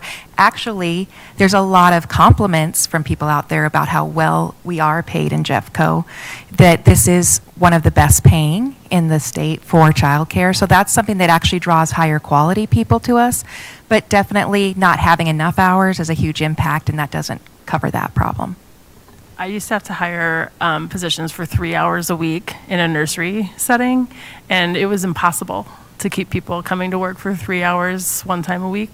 It didn't work. And I know that you provide more hours in that, but I think it's a similar challenge when people are looking at time investment and what they're going to get back for their money. Yes, they're going to get the good money back for their time, but if they don't get to use all of their time that they have available, that's a frustration, and it will lead them to look for other work.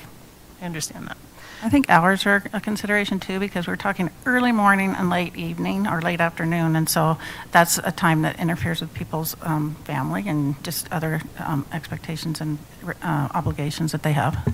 Yeah, and then when we offer full day, because that does happen during the school year, Does that end up being an overtime situation for people? No, it's not an overtime. We just schedule according to the hours that people have, and we do not go into overtime unless we absolutely have to. It's very, very rare. Okay, excellent.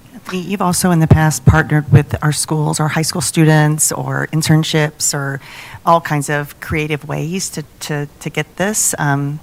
But yeah, I think we've explored all kinds of options. Yeah, we do have a high school internship in place that has, when the hours changed with the school start times and dismiss times, we developed that because that was a time when we really lost a lot of our workforce. We were looking at that with the high school students being out of school later, and so that has been a great success. We also work often with folks in a dual position within our district so that they're working as a para during the day, and then they come and work with us. We have to be very careful that they do not exceed that 40 hours, so we're watching them very carefully.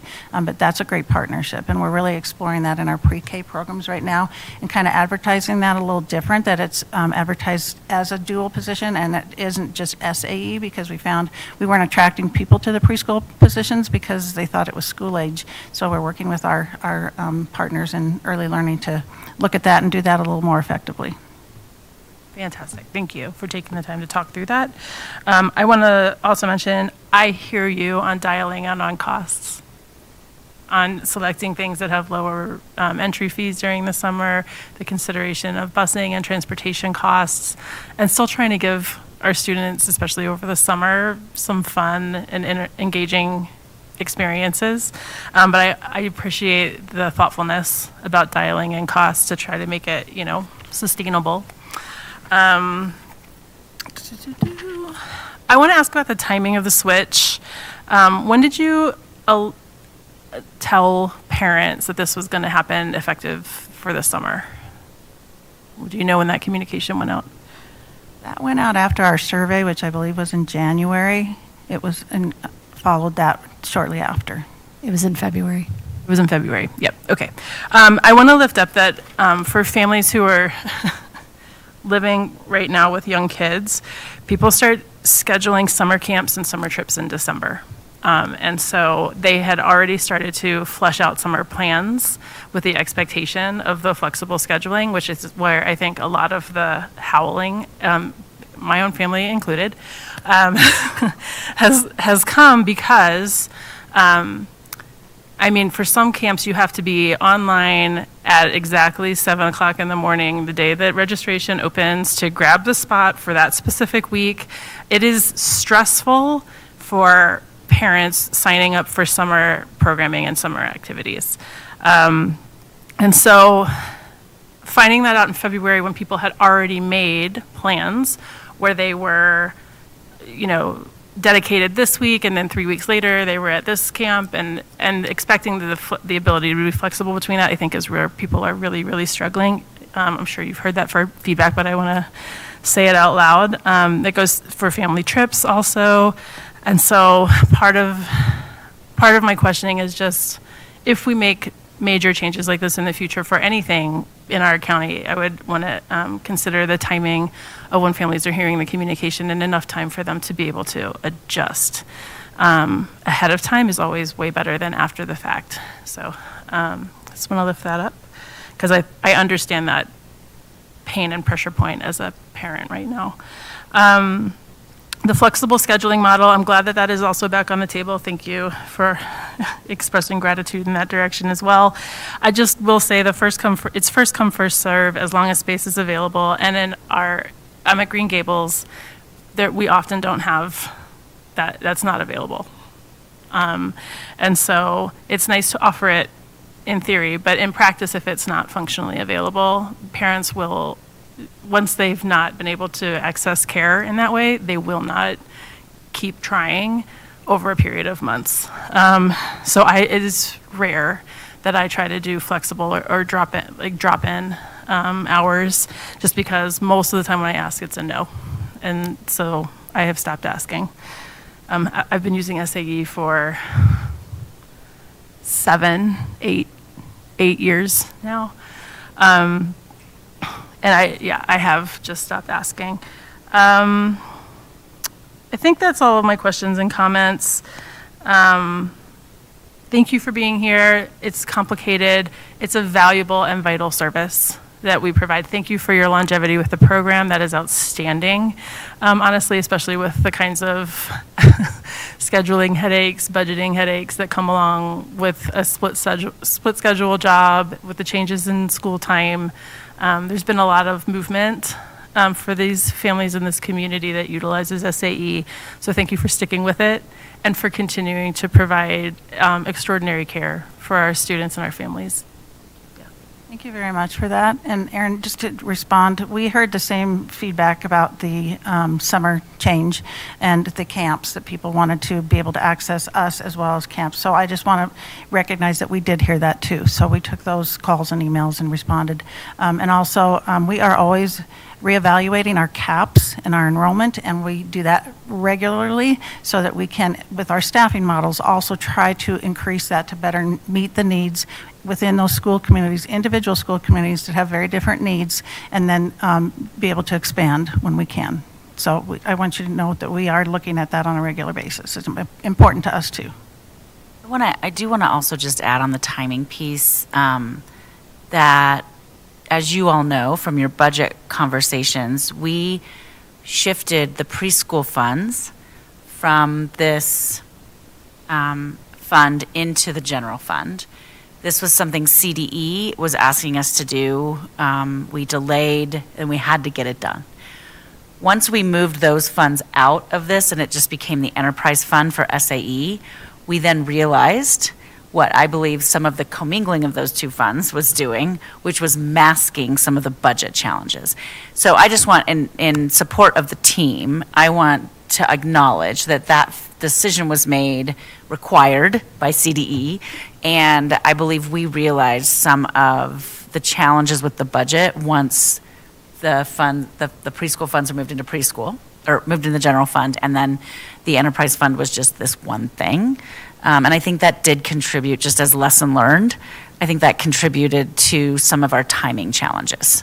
So I'd just like to highlight that, and I appreciate the work the team has done to try to find some of these efficiencies for both families who need regular care as well as some of the financial efficiencies. But I acknowledge that we did have some timing challenges, and I'm grateful that our families spoke up and told us about that. So.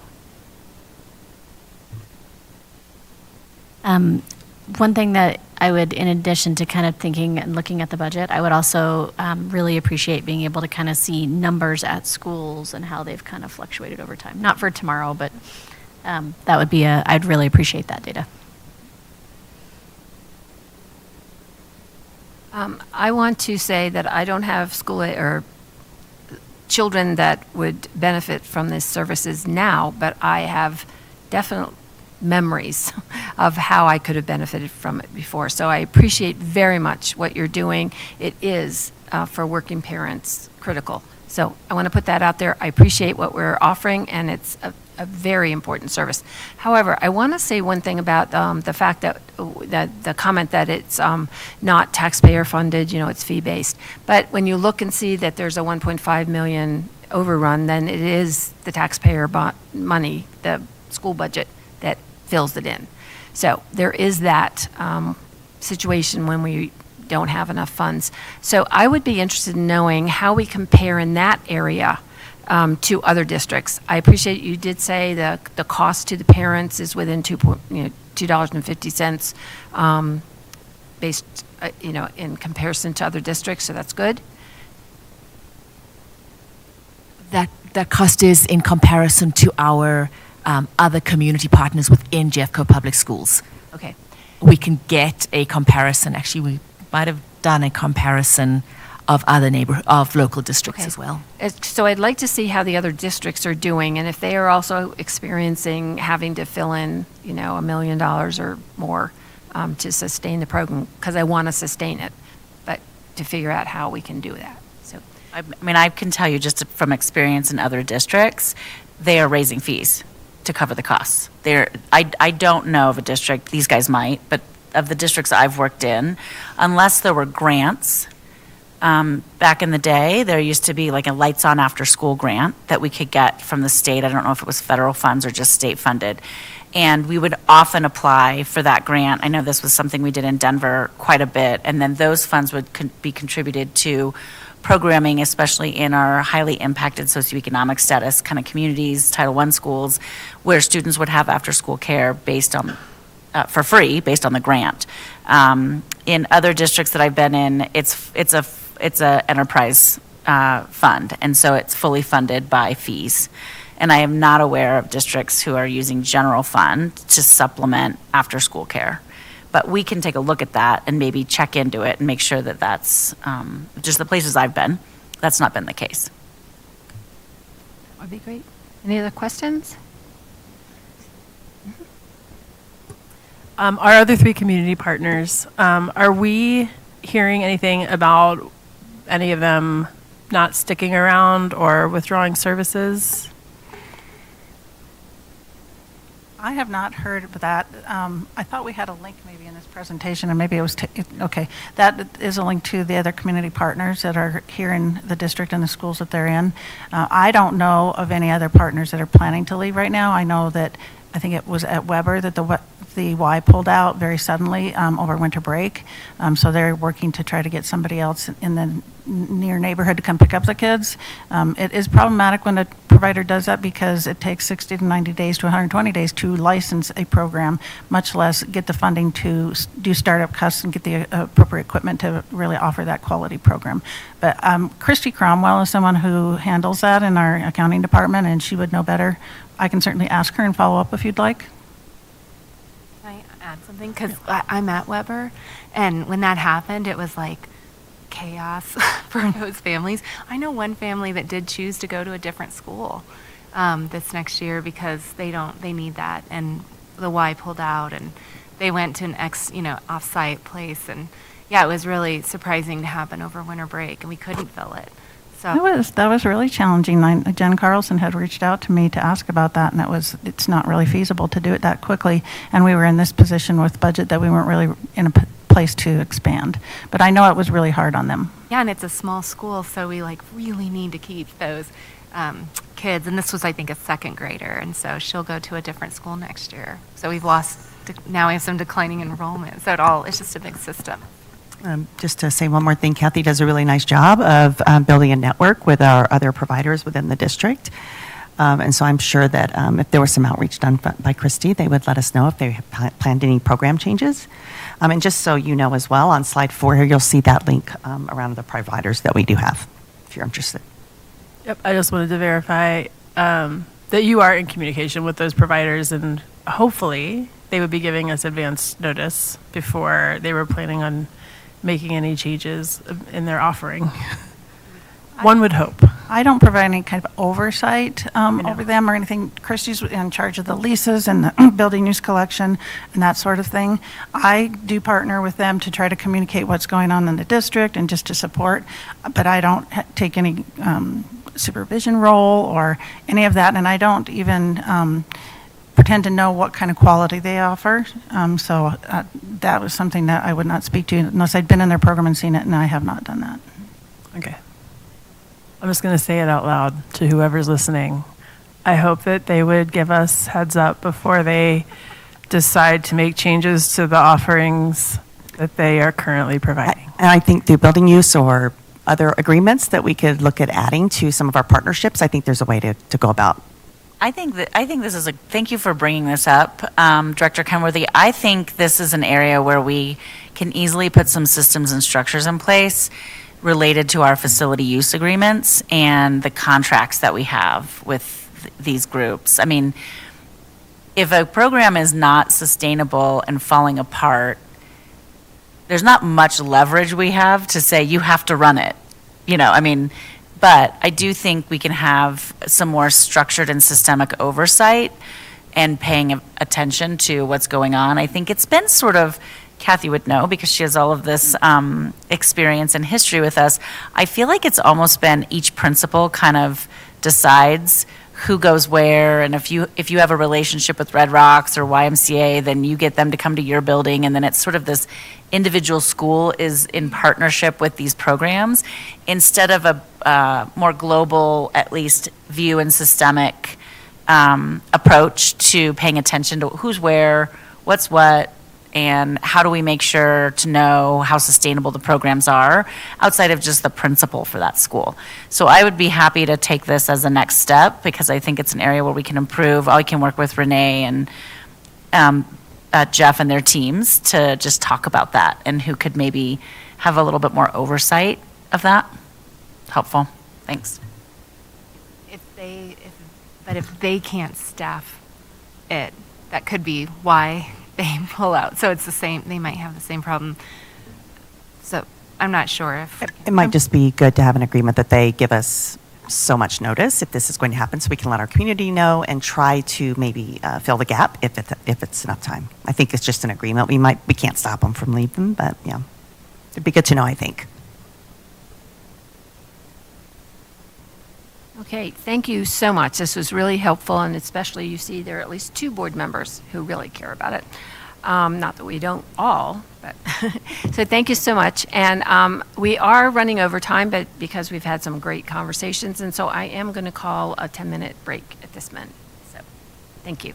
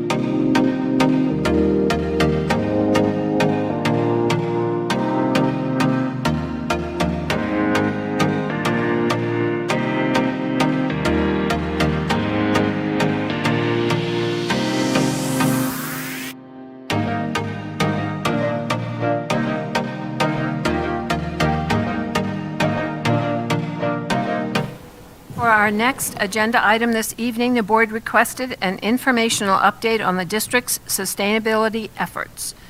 In August 2024, the district prioritized and onboarded Jeffco's first dedicated sustainability program manager. Following a brief introduction of the topic by district staff, the board will hear directly about current and future plans to progress sustainability at Jeffco. Before I turn this over to Mr. Gatlin, is there anything you would like to say, Ms. Dorland? Thank you, President Parker. I'm going to hand it over to Mr. Gatlin, and we'll get this show on the road. Okay, thank you, Superintendent Dorland, President Parker, fellow board members. I am excited to be in front of you today with our, like President Parker said, our first sustainability program manager. So I'm joined by Megan Teagarden, who joined us in August of 2024. One thing I do want to point out is this: we had a vacant energy manager position in the facilities department. So we just thought a little bit differently about what might the district's needs be with that moving forward. And so we use that FTE and changed that to a sustainability focus with some of the functions that the energy manager position was providing and doing falling into Ms. Teagarden's scope of work as well. And so really the purpose of the presentation tonight, as was mentioned, is really just to provide you an update now that this is relatively a new position and a maybe more dedicated focus. And I think you're going to find in the presentation that there are plenty of sustainability efforts happening out there, but having somebody coordinate it, having somebody support it, and then having somebody work to bring it all together into a plan is something that I'm really excited about. So with that, you're not going to hear a whole lot from me tonight, but you are going to hear a lot from Ms. Teagarden. So I'm going to turn it over to her, and she can go through her part. Hello. Thank you for having me tonight. I'm excited to be here. My name is Megan Teagarden.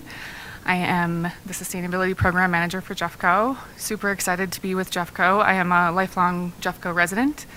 I graduated from Jeffco schools, and I currently have kids in the schools as well. So I'm invested in the community and in the school district.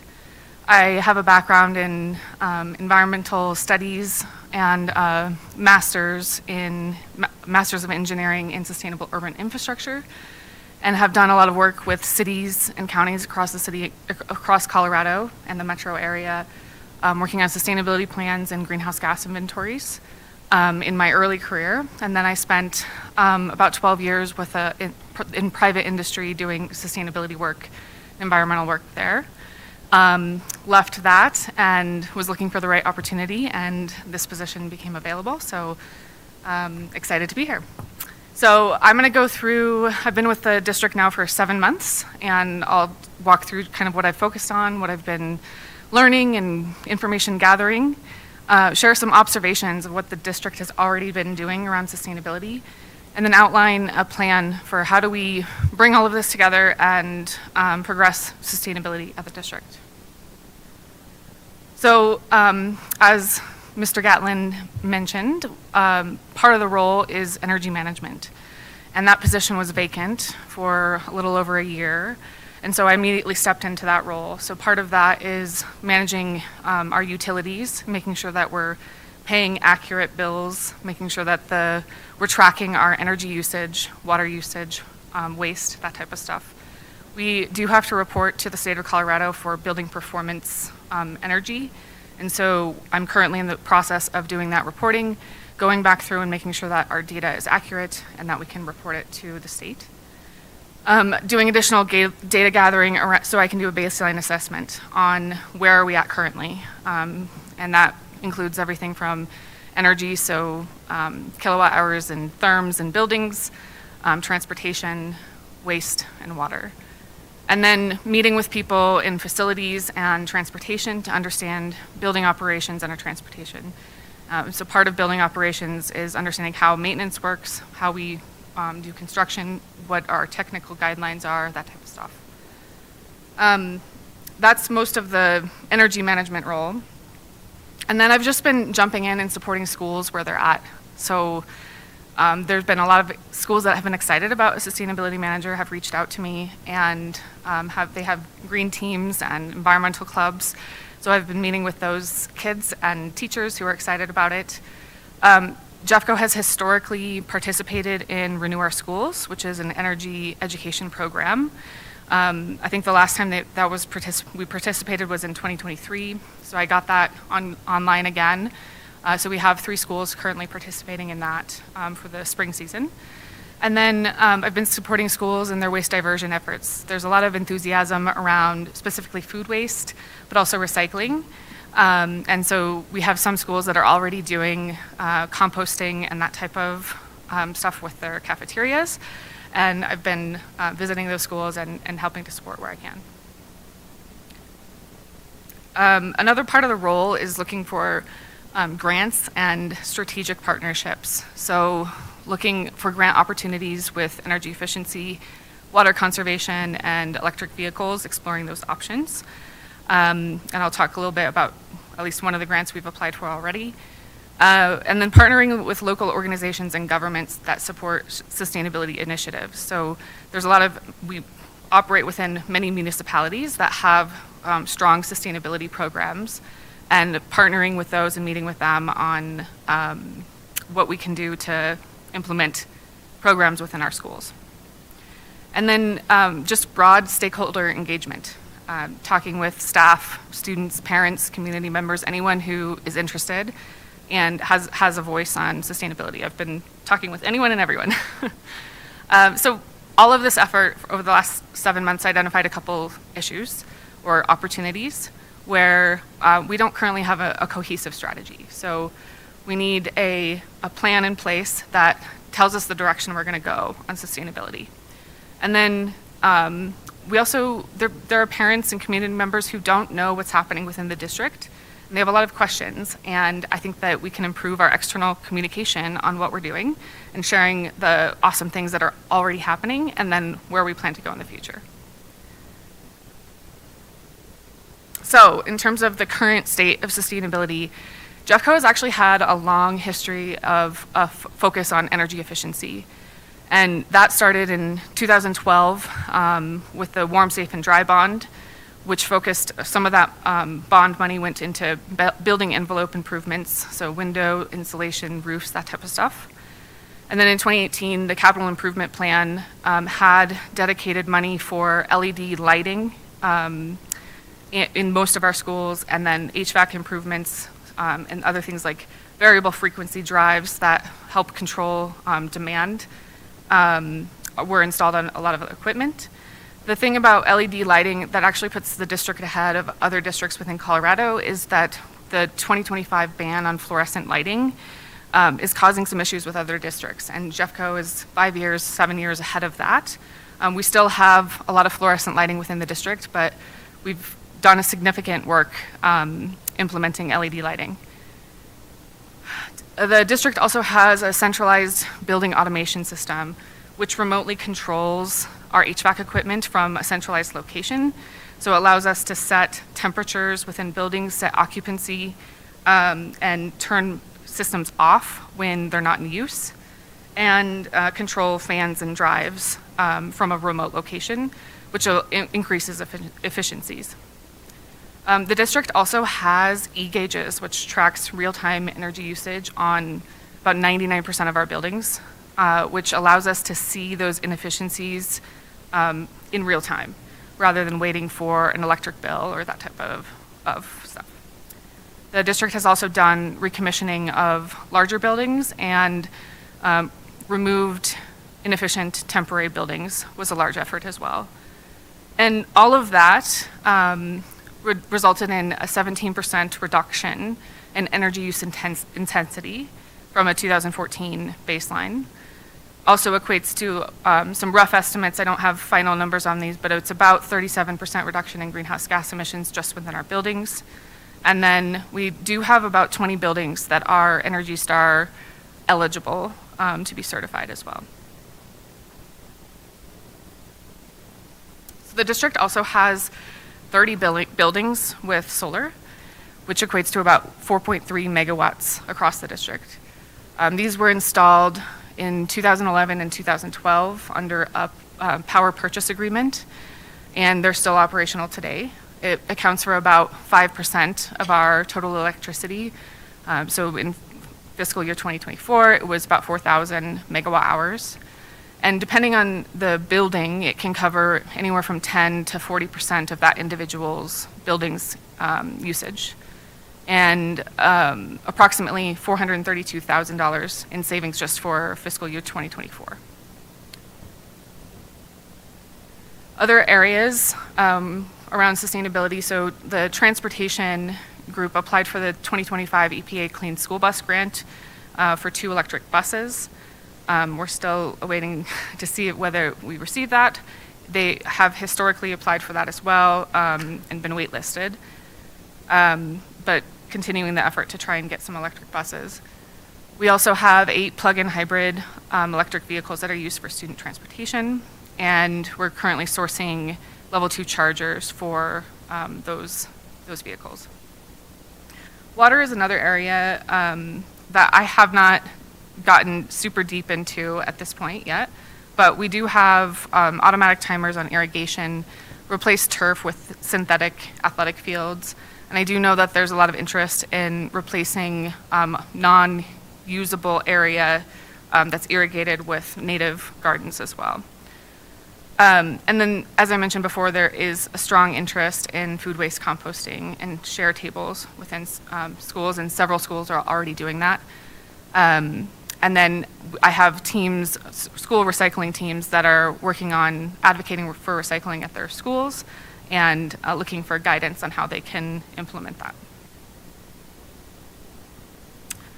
On education and curriculum, the curriculum and instruction group is working on how to implement the Seal of Climate Literacy. They've been working on this for almost a year now. This was passed by the state of Colorado in 2024, and hoping to have this implemented in 2025. We also have climate and sustainability education within the curriculum, and they're tying the Seal of Climate Literacy to that existing education. And then we have many schools that have, as I mentioned, the environmental clubs and green teams. And then we have a very strong Healthy Schools program with about 55 school gardens and schools that have the Healthy School liaisons as well. So all of this put together, the district is doing a lot around sustainability, but it's kind of all over the place, ad hoc, and it's not communicated externally, the great things that have already been done and what can be done in the future. So in terms of a future strategy and plans, the first thing would be to establish a district-level sustainability policy that would guide the implementation of sustainability efforts at the district. We would want this policy to align with state and local sustainability goals and have input from students, staff, and families to inform what that policy should be, with a goal of implementation of this policy by Q1 of 2026. In addition to the policy, kind of concurrently would be working on a sustainability or climate action plan. And this would be developed with an internal sustainability task force to identify the areas where we can make improvements and think that we can work on sustainability efforts. Also conducting a baseline greenhouse gas emissions inventory that targets the areas where we can understand what our current emissions are and where we can focus. And then engaging the community with the proposed plan to collect feedback from staff and students and community members, and developing stakeholder groups that have particular expertise within certain areas, and getting feedback on how we can implement with buildings, transportation, curriculum, that type of stuff. The implementation of the plan does, the resources are, determine how much resources we have, and I'm only currently one person. So, I think typically this process, I've been involved in several of them, it can take anywhere from a year to 18 months to flesh out a complete plan. And then this will also have an intersection with the strategic capital master plan that's also being developed. And then finally, I also mentioned communicating on sustainability. So I think we can immediately put effort into actually communicating sustainability efforts out to the community in a strategic way.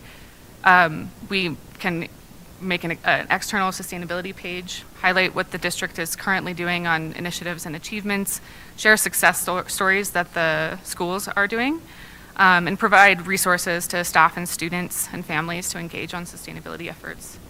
And then another source of communication would be to leverage our internal and external communication channels with newsletters and email updates. I do see that we already include some sustainability stuff in there, but I think that we can bring that up to a higher level and have it be a sustained feature within that communication. There's a lot of work to be done on this. I'm excited to do it. It has been so much fun to dive into this work, and something I'm super passionate about personally and professionally. So that's the high level on the sustainability at Jeffco. I would welcome any questions that you may have. I just want to say welcome. I'm very excited that we have a sustainability manager now, so that's great. And yeah, Dr. Applegate. I would also echo a welcome. We're glad you're here.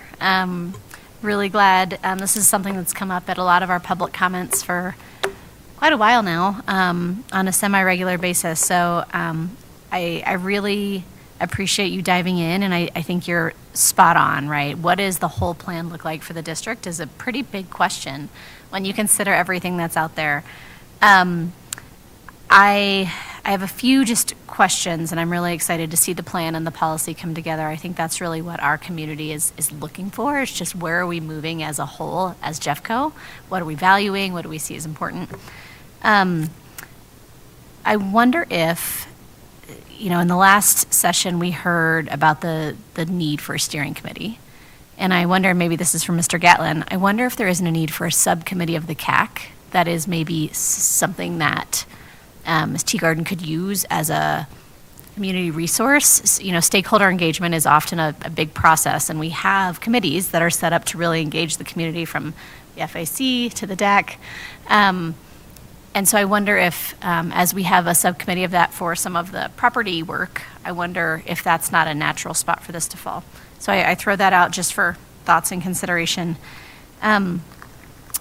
My question really is around, I know for privately held buildings, last year Colorado passed Reg 28, which is basically all kind of private buildings have to get their UI to under a certain level.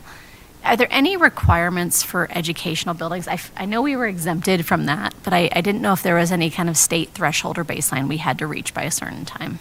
No, there's not. We just have to report the data that we have. Okay, fabulous. And then I also really love the idea of public-facing dashboards or some sort of website, because I really think the story of what we're doing isn't being told right now, and it leads people to think nothing's being done, to your point. So really am excited for that and to see the plan all come together. So thank you. Yes, welcome. It's so great to have you doing this work for us. It's something that I think is really important. I have just a couple of questions. One, I'm wondering how the remote environmental control is going. Are we hearing back from schools that, are there any issues? Because I just remember when I was teaching, there were a number of times that the district thought everything was fine at our school, and it was not fine. So I'm just wondering if you're getting any feedback on that. Yes, we get feedback about that. Comfort issues are definitely something that we deal with regularly, and really that the building automation systems are driving comfort in our schools. One nice thing, though, I will say about our building automation system is it does give us centralized views into things like individual room temperatures. So it does allow us to dive in when we are hearing, boy, this school's running really hot. What does that mean, first of all? So we get really good insight into it. And a lot of times it confirms and validates we have a problem, and then we can implement a fix and then see the impact, and you can, you start to see a room temp go down. And so this system just allows us to provide a level of service I think is really important, and also drive efficiency efforts too. You know, like Megan mentioned, where we can set buildings into unoccupied mode, we can set them in occupied mode, we can make remote adjustments, and then we can also troubleshoot, diagnose, and in an attempt to provide better service. So we do use it a lot for that, but we also know that just because we have it doesn't mean that everything is perfect, as far as, because there's systems, there's moving parts, there's all those things where things get stuck open, things get stuck closed, but it does allow our teams to troubleshoot, and I think because of that, troubleshoot quicker and ultimately try to resolve it quicker too. Great, thank you.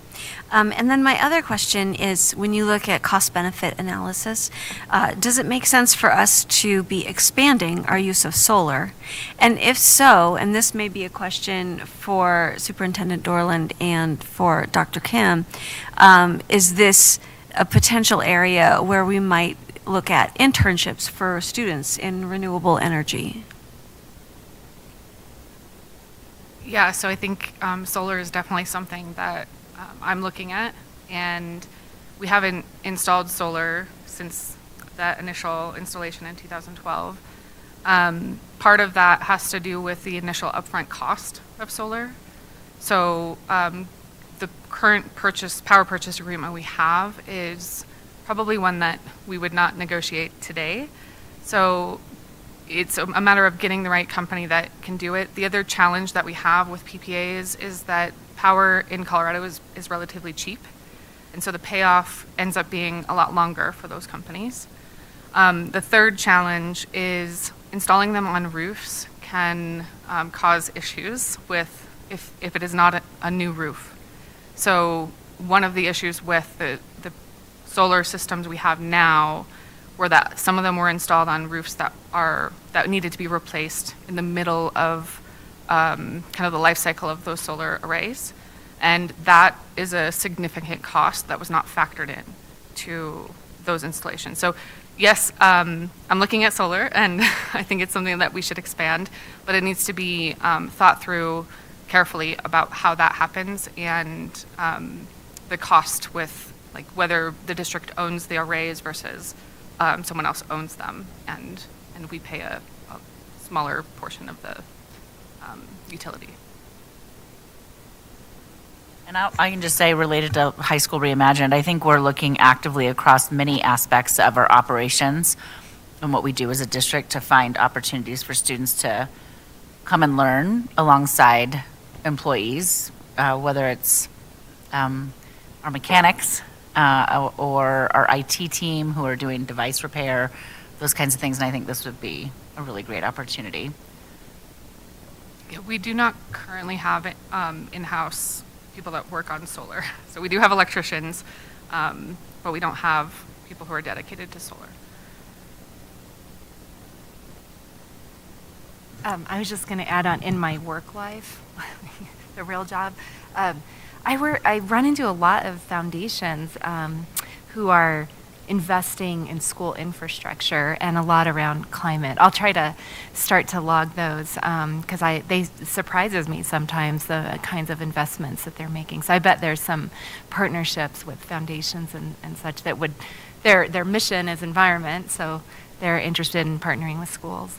But all I wanted to say was, well, thank you. And I think lots of people are excited that you're here, especially folks in our community. We get tons of public comment on this and emails. And I really heard you when you said you're a team of one. This is such a great position that could probably leverage the network of people who really want to see you succeed out there. And the subcommittee is a great idea, especially I was saying because we have facilitators. So we already have someone who could also partner with you and hopefully supplement. Leading those kinds of groups is no joke, right? So, and then like the Mountain Mamas reach out to us. And I just think, and then we have like Tara Pena, who works with our families and is an expert on community engagement, who hopefully you can access and just build out your team, even though you do feel like a team of one.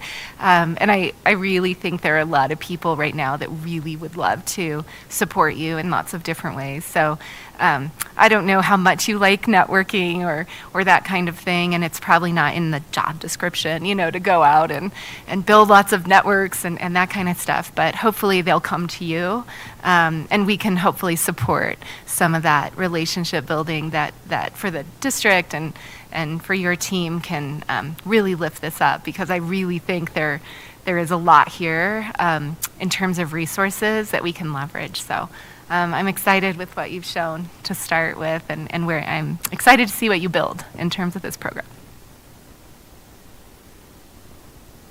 I just want to add, Director Varda triggered something in my brain. There are also resources at the Colorado School of Mines where they have programs where engineers will come do free building assessments for us. Already connected with. Fabulous. We've already done 3. Excellent. And Red Rocks also has a lot of tremendous resources, so, sorry.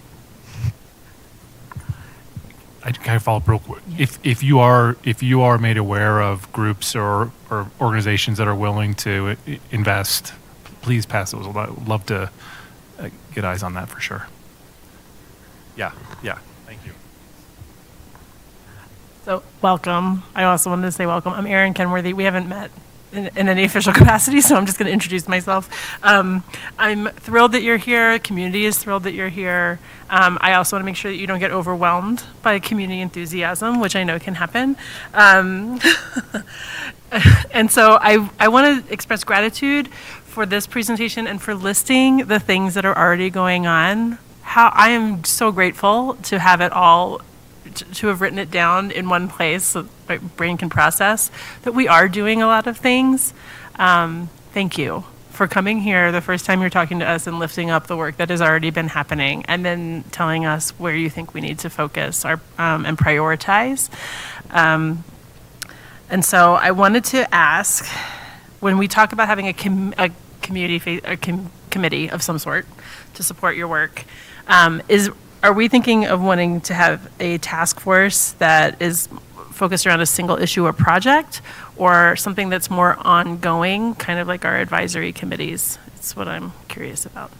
My initial thinking around that would be to have a task force focused on making this sustainability plan. So it would be a temporary task force that does that work, and then that plan would describe how that's implemented. So it could be that we have a longer term committee or group of people that are kind of advising on the direction. But the initial task force would be people who are internal to the organization that know the operations of the district and can realistically recommend and provide input into what we can achieve as a district. Great. And would that task force then also be helping to write initial policy language? Would that be part of that project? Potentially. I think that policy language can be a more collaborative effort with the larger community. And that kind of describes the overall direction we're going. And then the plan would be more targeted into the task force that is internal, I guess. Okay. All right. It's good to hear your vision around that, just because I know that we have a lot of community partners, and I think that at our next board meeting, we're probably going to have a community group who comes to present us with some potential policy language. And so knowing how those puzzle pieces will kind of come together is helpful. In communication with people who are working on that. Okay, fantastic. Good. Anyway, I'm so excited for you to be here. Thank you for saying yes to doing this work for us. The community wants it, and you sound like you are excited about it, and you have excellent experience behind you. So I'm thrilled that you're here. Thank you.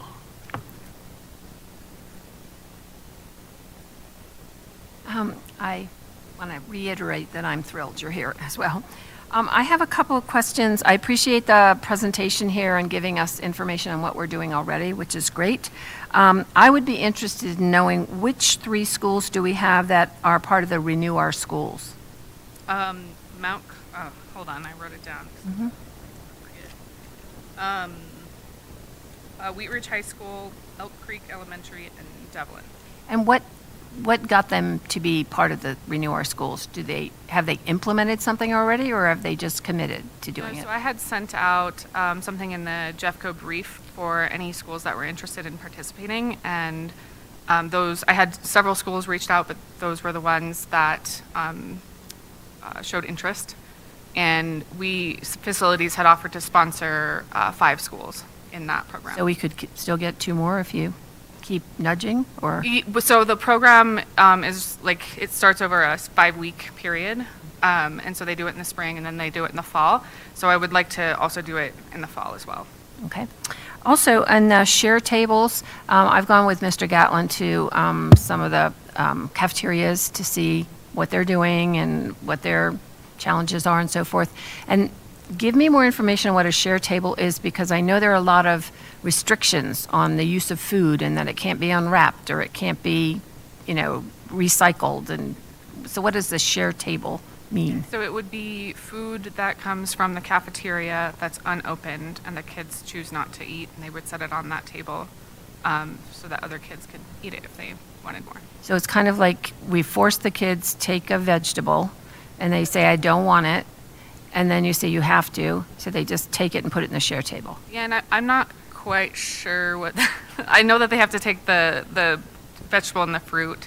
I'm hearing that they don't have to take the milk, but some kids still do take it and then they choose not to drink it. Yeah. We've experienced this firsthand.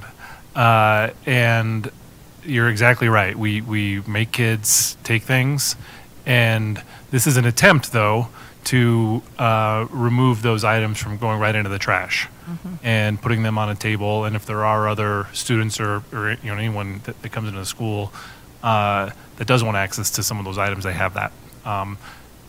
That's one strategy. I was recently made aware of really an operating procedure in FNS, in our Food and Nutrition Service Department, around share table that was relatively new to me, but I'm happy to share that too. But it is, systematized with how it operates, what's eligible, all those things. So we can. Great. So in theory, that share table, anyone could take it and we could prevent it from going in our trash. Got it. It'll go somewhere. You got it. Okay. The next thing, when I was on the board the first year, one of the first things I did was go visit the Green Club at one of my high schools. And they were very interested in getting rid of some of the trays that they used in the cafeteria that were not recyclable, couldn't be used. And they were really funny because they knew that historically the ones that were reusable, the heavier duty ones were used for sleds on snow days and whatever else. But what I learned from that is the students were not really aware of what can be done at the school level. I just talked to your principal, what changes can you make at the school level, and what required going all the way up the chain to who knows what, the president. But do we have, can we make some efforts there to delineate things that can be done simply at the school level by decision by the principal, and what requires the district to make a systemic change? Are you talking in terms of waste specifically? Well, like the trays, that they wanted to make a change in their trays that they used at the schools. Yeah, I think that comes at a higher level. I don't know if the school can make that type of decision because the trays are provided. And then if you had reusable ones, they'd have to be washed and that type of stuff. I'm trying to think of an example of what changes the school itself could make. Do you have one? Well, I think that in the outreach that you've done and going out to schools, learning what they're doing, I think that would be an interesting way to frame kind of maybe some of what we're seeing. And if there are, it could be possibly woven into a plan around, these are the types of things that, schools can look into, or schools can, maybe a little more easily control. And these are the things that are going to require maybe a more concerted, broader effort. just to understand like what, if we want to make a change here, what kind of flexibility and is it realistic for us to do this? It's something that as Megan is out learning, assessing, we could certainly keep an eye out for opportunities like that and differentiate it in that way. Okay, and then my last question is, we had some presentations in the past month or two on water quality in our schools, and I know I have some schools up in the mountain area too. And when I did a town hall, the Boy Scout, Girl Scout troop came in, and the one thing they wanted to say was the water in their schools was awful. And they were just addressing the taste of it, not so much even the, quality of it. How are you and your plans and your job description interacting with, things like water quality that are federally mandated testing? So that's covered by the Environmental Services Group. They do the water testing. They reside within the facilities group, so I do have contact with them and kind of know what is happening. But Environmental Services is responsible for meeting those standards and testing the water. Because I do think that the community, puts this all together with their concerns.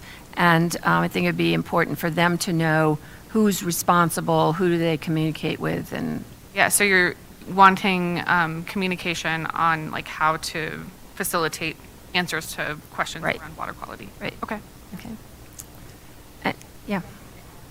To what President Parker was saying, we also have a new Representative Lisa Ferre, and this is she's the one who introduced the bill to reduce food waste in schools. And I spoke with her recently that this is like a passion area for her, the food topic in schools. So we have someone in the state legislature who you might also want to know at some point. And I don't know how that could work into the work you're doing, but she's wanting to champion this stuff.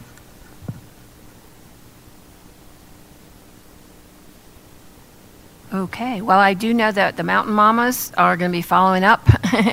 And anyway, I'm glad that you already are starting, planning forward, and I hope we get a task force that does exactly what you were describing, and we're very excited to have you. Thank you for having me. All righty. So now for the next agenda item, we've set aside 30 minutes for the board to have the opportunity to discuss current topics of interest. And the topics that board members have identified to discuss tonight include legislative communications, which we did a little bit of introduction with Mr. Bowditch. Also identified were budget, Jefferson Junior Senior High School plans, teacher workload, and federal actions. So I think we should start with the legislative communications because that was brought up already. Oh, and we've got the timekeeper starting. Anyone like to start on this topic?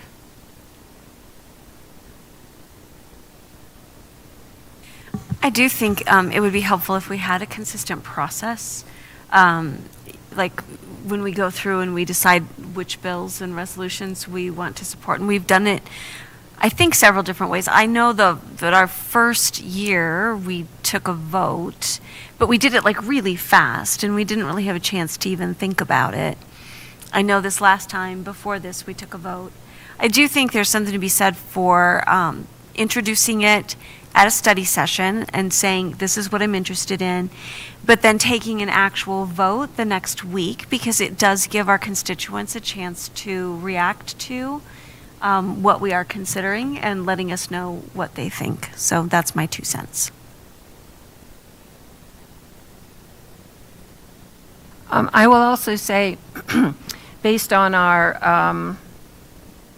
I would say, inefficient process in the last go-around, that the letter that was sent from the board to the legislature, number one, we need to know what is our time frame. So as far as supporting bills, I like the idea. We discuss it and decide we're going to vote on it at the next regular board meeting. But if there's anything that is more time critical and can't wait for the next board meeting, I think we need to know, how do we say, this is the date that we need to make a decision or make a communication or do something. So that's one thing that I think kind of went wrong the last go-round, is whether it was urgent or just part of general. And one of my concerns with that too is it was almost, when we say we're going to communicate as a board through a letter or whatever, outside of our usual meetings, it's almost impossible to do that without accidentally creating some sort of walking quorum. Because then you're asking everybody to get on the same page about something outside of the public view. So I would say that either we need to just let the district handle that, which we've also done in previous years, or we need to build into that structure the ability to meet, even if that's just virtually, so that we can discuss it simultaneously and we can stream that and the public can watch. I think one of the things I would appreciate, and I echo President Parker's timing, if it's urgent or not urgent, if it is a board-initiated letter versus we have to respond to this bill in real time, right? And I learned one of my areas to improve in this is to say, I can't do that deadline, right? Like, I'm a people pleaser by nature, and so I'm like, yes, and in reality, there was not a chance I was going to be able to get that done. So I've learned to say that, right? Be like, I'm not either going to be able to do it in this time frame, or I need some extra time, or whatnot. I think the other thing that came up earlier that I would appreciate is knowing that something is final before my name goes out on it. And even if that's just an email that's like, here's the final, you have 1 hour, like that's even that, right? Because it is our names. And I think it's important to understand. And to your point, in this case, we couldn't all get together, Paula. So I didn't necessarily know what had been accepted or not. And that's how it was supposed to work. But it would be good to at least say, okay, yeah, I agree on that. I think the other thing is, a question to you all is, do we feel like the letter that went out is good? Do we need to add anything? Do we, I know we're now kind of in a different spot because the long bill has been introduced, and so the other swirls have started, and so it might be kind of moot, and we need to focus on the long bill at this point. So I want to ask that to you all who have been much closer to it than I have, and in that, I also want to lift up how much I appreciate the fact that President Parker and Director Kenworthy and Director Varda have been at the Capitol, and Director Reed, if you have. I appreciate that, because that's not something I can do, and so I just want to lift up that I appreciate you guys doing it. I will also reiterate something I said when Mr. Bowditch was here too. The question comes up as a policy governance board, when is it appropriate for us to make a statement and like pass a resolution or send a letter or whatever it's going to do? And when is it the superintendent's position to do it as the CEO of the district? And so I have, again, been asking a lot of my fellow board members, especially the presidents in the different districts. As I mentioned, Adams 12 just lets the superintendent do it. Granted, if that's the model, then we would want to know in advance, this is from the superintendent, this is my plan. Not find out afterwards, this is what I sent, and then we, maybe want to make comments on it, but it's after the fact that it's been sent, so it's not as helpful for our comments. But I want to find out from the feeling of the board, because I remember when we first got on the board and we were working on our mission and vision statements, those things were like 1 sentence, 2 sentences. We had so many meetings on them and wordsmithing and what is it going to be. And then if you increase that to a letter, it's very cumbersome, and I don't know if we could ever all agree. We might get 3 people to agree. We'll have a majority, but I don't know if we'd ever get 5 people to agree in the wording of something like that. So I'm questioning whether our letter was necessary in that forum, given our constraints for the, what did you call them? Some kind of the walking quorum or whatever.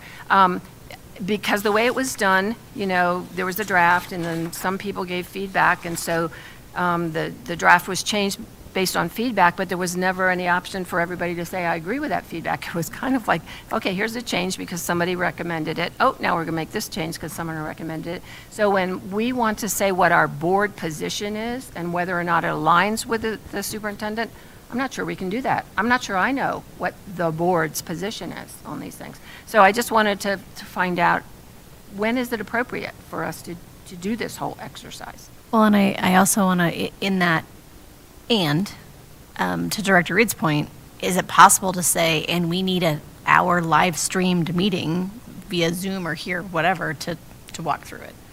Because that is really the only way, I think. And I think we're pretty good at that now. I totally agree with that. And I think it could be like a 30-minute meeting. And I think it wouldn't be that, I don't want to scare you, it won't be that difficult if we can do it on Zoom to get us together in a short time period, for a short time period also. We just have to notice it 24 hours in advance. Is that right, Ms. Tillison? Okay. And I like it being public. I think that's a great thing. But one thing I wanted to go back to when you said, was it necessary to do the letter? Like, I think we were wanting to write a letter because, I'm just going to say it, I feel like the position that had gone out prior to that from the superintendent was not the position that the board came together around. And so is a letter, how do we, this is a bigger question that I have, is if the superintendent's position is different from the board's position, then what do we do? And who should be communicating with the legislature? Is it a school board? Should the school boards be setting the direction of that? And I do think there are operational questions that only the superintendent or our CFO or whomever could answer. How's that gonna change the cost of the total amount of whatever? Like, we don't know that. But a big question, like, how do we want to consider this conversation, hot topic of averaging, and the board comes together and says, absolutely no, we want to be really strong on that. That's my bigger question, and it feels like we've had some misalignment, so I don't know. I do think the letter is necessary, except that then the letter was kind of a fail in a lot of ways, because it wasn't what the board, I think, completely was. It's unclear if it was or not the end. So I'd like to know more about what kind of direction we can give the superintendent around what we want to do around communications going forward and for future boards. I'm going to weigh in here about the letter. We chose to do a letter versus a resolution because I think we felt that we couldn't resolve to do anything. We don't get to vote on any of the things at the state capitol from this position. And so that's why we chose to do a letter to transmit our opinion about a specific issue that was in discussion at the legislature rather than writing a resolution. And during this meeting earlier, I supported us picking up a resolution and adding it to our consent agenda because I don't think the letter process worked. And so there were, around that same topic of averaging, other school districts that did pass resolutions. And that's what sparked the conversation here between a resolution and a letter. We chose a letter. The process, I think, didn't go as I had imagined it would. And a lot of you have already mentioned why. One of my hopes is that if the board ever does try to do a communication in that way again, that we would own some of the process as far as setting deadlines. I know we wanted to get a letter out timely, but I also know that because of when we did it, it was the end of spring break over the weekend with tight turnaround, that some of us just realistically were not able to comply, no matter how badly we wanted to. We just could not, and did not know how to come back after we said we would do this. And I want to just say, I think the tight turnaround or the setting of deadlines to give red lines or feedback perhaps should be set with more board input around what those deadlines are and what our turnaround times are. So that was one of the things that I was concerned about, because I do want to make sure that everybody gets a chance to weigh in, no matter what it is. We are expected to speak as a board with one voice, and that whatever gets sent out needs to reflect that. And I don't think that our process allowed for that to happen with the letter that was sent. And it was sent before everybody had a chance to see the final version and give approval. And I think that would also be an addition to a process, is to say, we need to have some moment where we each agree to sign our names to the letter if we're going to send it. And I think we can talk about this at another time. I don't know how I feel about whether or not you need all 5 people, or do you need a board majority to send a letter on behalf of the board. And I would be curious to hear from each of you your thoughts about whether it would need to be a 3-person majority or all 5 unanimous in support of one idea, or then a letter just doesn't get sent. I mean, that's the other option. If we can't come to a consensus together as a group, whether it's through a meeting or through whatever process that's facilitated by the district, maybe we don't send a letter if we don't have a single voice message to give to our legislators. I was frustrated by the process, and I have recovered somewhat today. I think one of the hiccups that we hit here was we do need to be in alignment with the superintendent, whoever, whichever board it is, whichever superintendent, as we come up with process, there needs to be some alignment there, with an understanding that the superintendent often has an understanding of some of the moving pieces that we don't have. So that we're not appearing to clash with each other. That just doesn't, that's not good for the district, I don't think, when there's a clear clash going on. It sounded like, in many ways, some of what was causing issues outside of the district with us was people misunderstanding, our superintendent's position, and sort of the rumor mill getting going about that. And we could probably do a better job of sort of quashing that if we're more clear from the outset, where we need to be with that, if that makes sense. Not sure what process needs to be in place to ensure that, to get us all on the same page and make sure we're on the same page. And then, and I think too, ideally I would want to say consensus, but that may not always be possible. I mean, the board changes constantly every 2 years. And so, we could be in a position where consensus is just not going to happen. And, Tracy cannot be expected to serve 5 masters. There's got to be, she's got to have some way of knowing how to move forward with whatever board she's working with. And, 10 years from now, if it's not Tracy, whoever that or they can come up with their own process, I guess. But and maybe that's something to think about between now and the next go-around. I mean, it's kind of complicated, and we may not be able to resolve that right here and right now. But I do think there is something to be said for some sort of process so that the board and the superintendent can work in, as a team and not at cross purposes. Yeah, I think I would also want to just dig a little deeper into clarification about expectations and roles as it relates to legislative communications and process.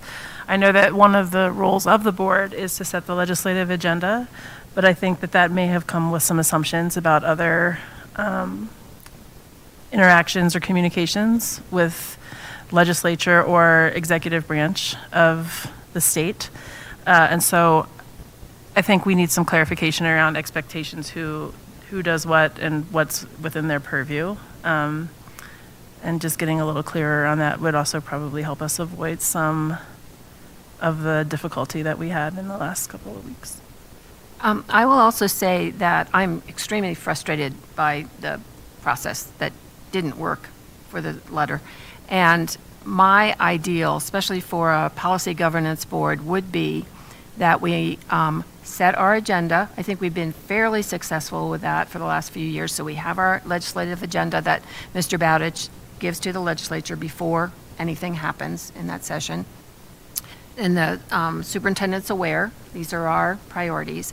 And then as the legislature requests feedback, we want to know, what do you think of this? And especially bill sponsors who are writing a bill and they want to know what we think. I think, for me, the best way to have that happen is to do it through the superintendent, so that she follows our guidelines, and as she's going to respond, she lets us know before she's responding to show it to us, and we see how does it match with our agenda that we put up there, and we can flag anything that we think is not appropriate. But I think that trying to get 5 board members to agree on something, certainly we can't do it not in public. We can't. We could have a 30-minute meeting, but I honestly just think that's, I just don't know if it's necessary. If we have directed the superintendent, these are our priorities, this is what we want you to do, and she could write the letter. So that's just where I'm coming from. Then say what happened if the superintendent writes a letter that is not what the board supports. So then hopefully she showed it to us before she sent it, and then we are saying, this doesn't align with what our agenda said. We don't think that this is, following what we said. So we can communicate with her, get our feedback to her before she sends the letter. That is then a process. I mean, the way we do most things is, if someone wants to do public comment and it's after the time and we get 3 people to say yes, I think there is an inability to do consensus. It'd be interesting to me to do majority, any major objections, and no major objections, I don't have time, whatever it is. Okay, fine, 3 have said yes. Or even literally going this Friday to speak to the delegation. And I would have really valued a reach out to say, hey, we're thinking about convening the whole county delegation. How could that work for the board? This meeting that Ed talked about, a public meeting with them. But I mean, personally, it's at a time when a working mother could not go. And that's not very, I think, collegial or board-ish. I wish that we could say that's a pretty big deal to go sit in front of them and with them and speak about this. And I don't know if anyone can go. I don't, with you, but I wish that the board had been asked and that had been a meeting. So I think there's different ways that, I don't know, I think we could actually implement some of this without it being completely painful. Because if we get a letter from the superintendent, it's not aligned with what we want to say, we're going to have to someone from this board or multiple people are going to have to go through a process of a revision of a letter. So I don't know how different that is. Well, I would think she would be the one revising a letter, but we would tell her what we didn't like about it. So I feel like we did get the letter, but then there was, perhaps feedback. Oh, so quite a while ago, the one from. Yeah, I'm saying if we said, here's our legislative agenda, and the superintendent decides to write a letter, and it's not aligned with what the board would have said, which I think is what happened. Oh, okay, so not this latest letter. No, but we didn't get to see the superintendent's letter before it went to the legislators. So what I think President Parker's suggesting is that wouldn't happen again. The superintendent would let the board review letters before they go to the legislators, and if there's dissent, then that's what I'm saying. We get into a letter process again. But I do appreciate being able to review letters that are going to our legislator, especially if they think they're board supported. So yeah, we could take a look at that and then, sort of what we do in general, which is that Mary contacts each one of us individually, and we can say yay or nay, and then you have a sense of whether or not there's a board majority supporting it. And if there is, great, it goes forward, and if not, then you can do a quick meeting if you think it's that easy. If it's, what you're getting from feedback is that this is probably pretty easy. Or if no, this is pretty serious, then it doesn't go forward. I also want to say something about the meeting this Friday. I think it's very standard practice for school districts where the superintendent contacts the president first, whenever it's happening, and then it's up to the president to contact and get feedback from the rest of the board. So for this meeting on Friday, Tracy, Lisa, Ed talked about this possibility and actually what day would be the best. We even mentioned Wednesday, which would have been like Wednesday morning, and I said, well, that's before we actually have a chance to talk as a board of what we want to be said or done or yay or nay. And then it was possible for me to just start calling people, but I have learned that, it's the first person I contact that I say, hey, are you interested in doing this? Would you like to go down to the board, to the legislature? Are you available? And you guys are busy, and there's some people that don't, answer the phone right away or don't, have a chance. And I didn't like that idea of it's just the first person I get to tag, yeah, you're it, because I talked to you first. So I wanted to wait until we had this meeting so that we can have a chance at the same time, who else would like to go to the meeting on Friday? So, so that's about this meeting. But I do think it's important. I know Ed has been doing this for many, many years. As he said, he used to have it be a regular thing for the school board, and he had it announced so that the whole board could be there. And we talked about, is that what we should be doing this week, to have the whole board there? And that's a pretty big deal, and I don't think we could have gotten everybody available, no. And it's not easy to have a virtual meeting at the legislature. So anyway, so I'm trying to figure out a better way to include all the board, let them know about it in a timely fashion. But I have learned my perspective for the years I've been on the board, it's better to have our position align with the superintendent, that we direct the superintendent, and the superintendent is the one that takes the lead in responding for the district. So that's my position right now. Well, I have a couple of thoughts. One, it sounds like this meeting will happen on Friday, whether additional board members can be there or not. That's correct? That's interesting, because I don't think the board's been asked if that's... Well, if 4 people up here, or 3 people, if 3 people said, absolutely not, we don't want that, we won't have it. So when I say it's going to happen, it's not going to happen if 3 of you say no, don't do it. I guess I just think within policy governance, it's very frowned upon for the board president to take an action without consulting or getting consensus or a voice from the board. And I do feel like that is what's happened here. Right here, we're having No, consensus. agreeing to this meeting without, because I waited until we have this meeting. you said the meeting's happening whether And then we had this conversation or not. I corrected myself by saying, no, we're discussing it here. And I said, if 3 members say no, don't have it, we won't have it. I specifically waited.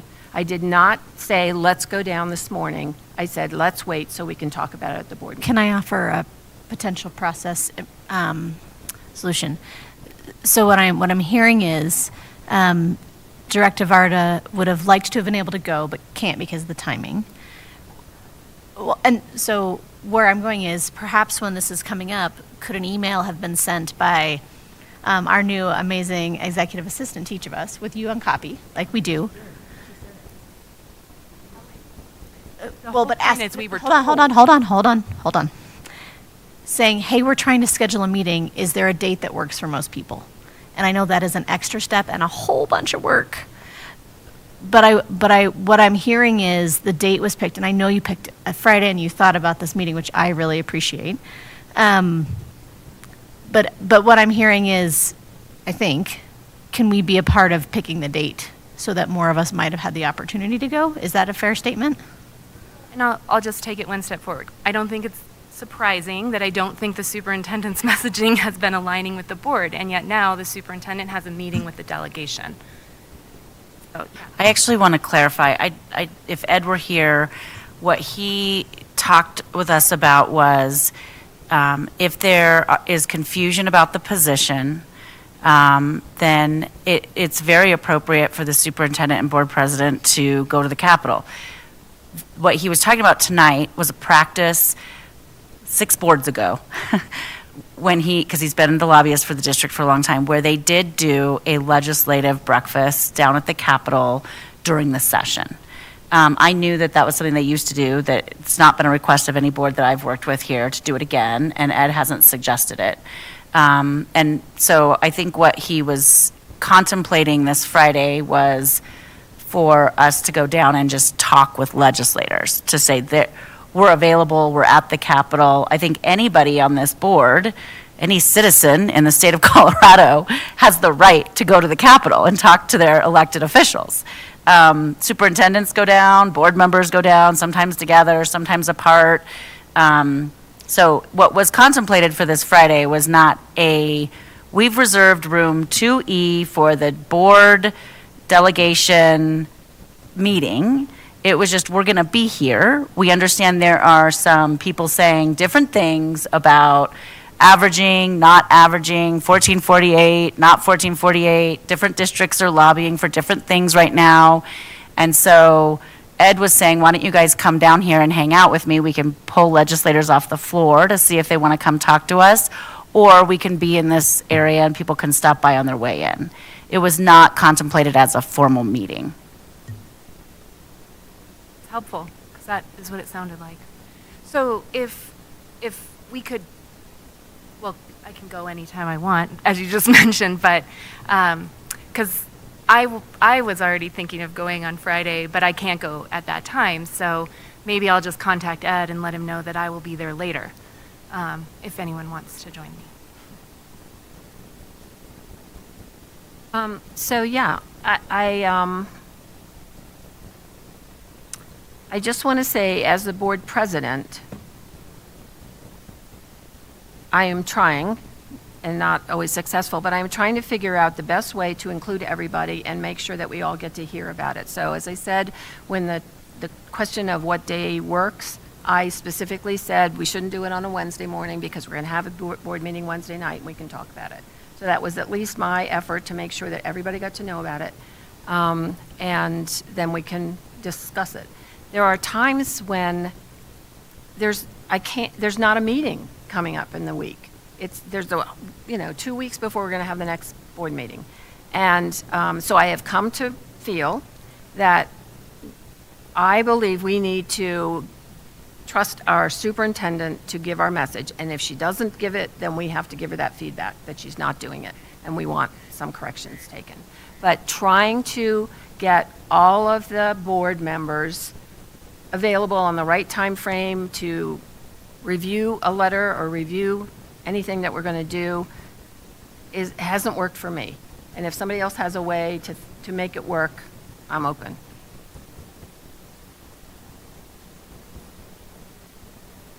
Mary, can I just say, I want to address the feedback that I think is not being said directly to me, but indirectly to me, that I sent a message not in alignment with the board's legislative agenda. Thank you for sharing that with me. It's the first I've heard that board members feel that way. So I appreciate the feedback. I request that if board members are feeling that way in a given moment and it's frustrating for you, that you call me. Give me a phone call and talk to me about what you're hearing and let me know that you're frustrated, because I am always happy to receive feedback.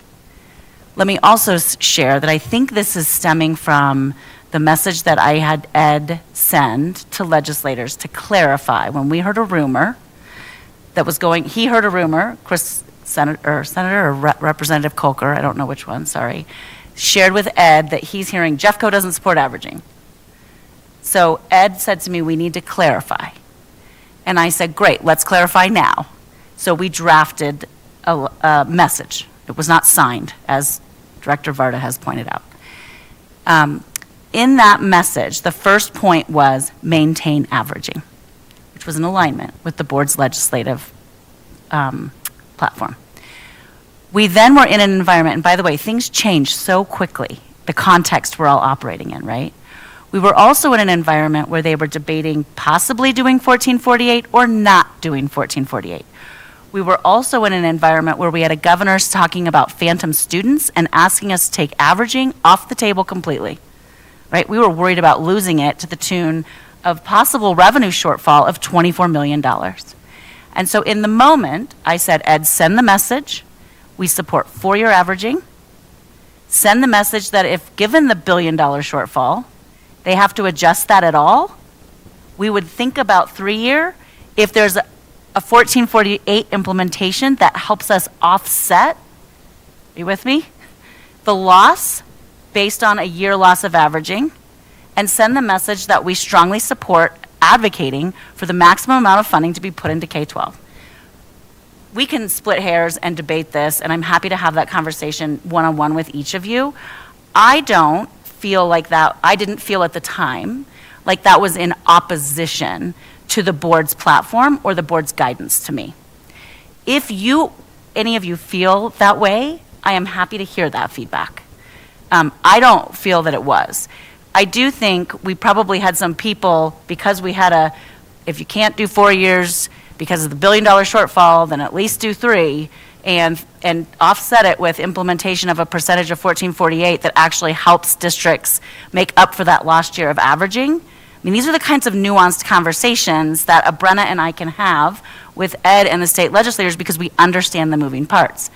If you're hearing that people are concerned about that, like, by the way, I want to give Vicki and Xander some credit. They showed up to my monthly meeting, and they said, we're hearing this. Can you clarify? And I said, thank you. Please let me clarify. And I was able to talk to them about the difference between a 1448 implementation, the current school finance model, why we, if the governor is saying we're going to take this away completely, I mean, do you draw a hard line, or do you just, not be part of the conversation with legislators? By the way, we have not talked to the governor, because I know that's another rumor that's out there that I've heard. So I would request that if you're hearing things that are feeling frustrating to you, or that I'm not in alignment with something that the board has established as its protocol and its position, please call me right away. That was not my intent. If it still feels that way to you in terms of what I sent, I'm happy to talk about that with each of you. But my interest is in going down on Friday is to talk to legislators and make sure we reiterate the importance of averaging, the importance of increasing funding for K-12, the challenges around the decades-long negative factor, right? The challenges with declining enrollment, and all the things. So that's what I'll say tonight. And I'm going down on Friday. I'm going to talk to legislators. I will align my messaging to the most recent letter that you all have shared. I think we're in a good spot with a 4-year average going into next year, at least based on the feedback Ed has given us and the feedback that the speaker has asked for all K-12 lobbyists and districts to lean in on. So I feel like the advocacy is working. In addition to the 4-year, we're also talking about a hold harmless, which is also beneficial to us, and an increase in the percentage of 1448 being put in place. So I'm going to go down on Friday and just try to clarify for legislators who maybe are hearing all kinds of different things about me, but not from me. And so that's my plan, is to go down and just hang out with Ed and talk to whoever might want to stop by and chat with us, or who we can catch on their way in to the floor, or pull off if they'd be interested in coming and talk with us. So, Is there anyone else on the board who's available and would like to go down? And it's 8:15? Ed's recommendation is just because of their schedule and being able to catch them to be there between 8 and 8:15, because then you can talk to them on their way in. And then if they do get on the floor and they start their work, we can always send Ed's card in, and then they can come talk to us for 10 minutes. Aaron and I have done that before with legislators. So I'm going to go, and I would welcome all of you to to join me. If we have to notice it, we'll notice it. But if only 2 of you join me, we won't have to notice it. So you're welcome to come with me. I would enjoy spending time with you guys down there and talking to people and trying to clarify some of our positions, given that I think there's this rumor mill that started. I will also say Denver and Jeffco, when we lean in, tend to have the feeling of more influence than others just because of our size. And sometimes there's a reaction to that. And so I have worked hard to try to work with CASE to make sure that we understand the perspective of districts who are smaller than us, more rural than us, and have different characteristics, which is why I was happy that Ed was able to highlight that for you tonight in terms of what CASE is saying is really this majority of districts getting behind the actual implementation and moving forward of 1448. And so, yeah, I'd be happy to have anybody join me, but I'm going to go down around 8 so that I can catch what's Ed's recommendation is to catch them on their way in and just be able to talk a little bit. And I plan to go down there at the same time. Is there anyone else? I will be there. Okay. And then, Dr. Varda, you said you're planning to go later in the day? Oh, okay. But you can certainly, anybody you see, you can talk to. Huh. All right. So we are a little over the time. Is there anyone want to finish up on this topic? Any other comments? So I'm not sure what we exactly have identified other than the process we did use for the letter didn't work. So I think if there's anything coming forward that you can preview, or if you think that we're going to hit the same problem, let's identify it now if you have an idea. Just real quick, I think for a future retreat, discussion of this process and solidifying this process would be a really good thing to do.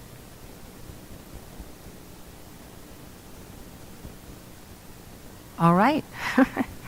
Okay, we will go on from this, and that brings us to the monthly consent agenda preview. And we will hear the preview of the April 10th action items, including items that will be included on the consent agenda. Superintendent will provide the board a preview of upcoming board agenda items. Boy, that sounded redundant. And so I'll hand it over to Superintendent Dorland. A little bit redundant. Okay, great. So you have this attachment you have 2 attachments related to this agenda item in your board docs. The first one is the actual preview of the consent agenda for next week, as well as upcoming board meetings. So we'll start there. Approval of a donation by the Governor's Ranch Elementary PTA. Approval of a monitoring report 1.4. By the way, that monitoring report you have not yet studied. We have it built into a presentation and study component of next week's meeting. It's usually we have you study something and then at a subsequent meeting approve it. So we will have this on your consent agenda. It would be nice to get it done, primarily because in May and June, you have such heavy budget agendas that it would be nice to get this done so you can focus the board's energies on budget. So that's our thinking about why that is both studied and on the agenda in the same night. If you study 1.4, I just want to invite the board to give us feedback in the moment next week.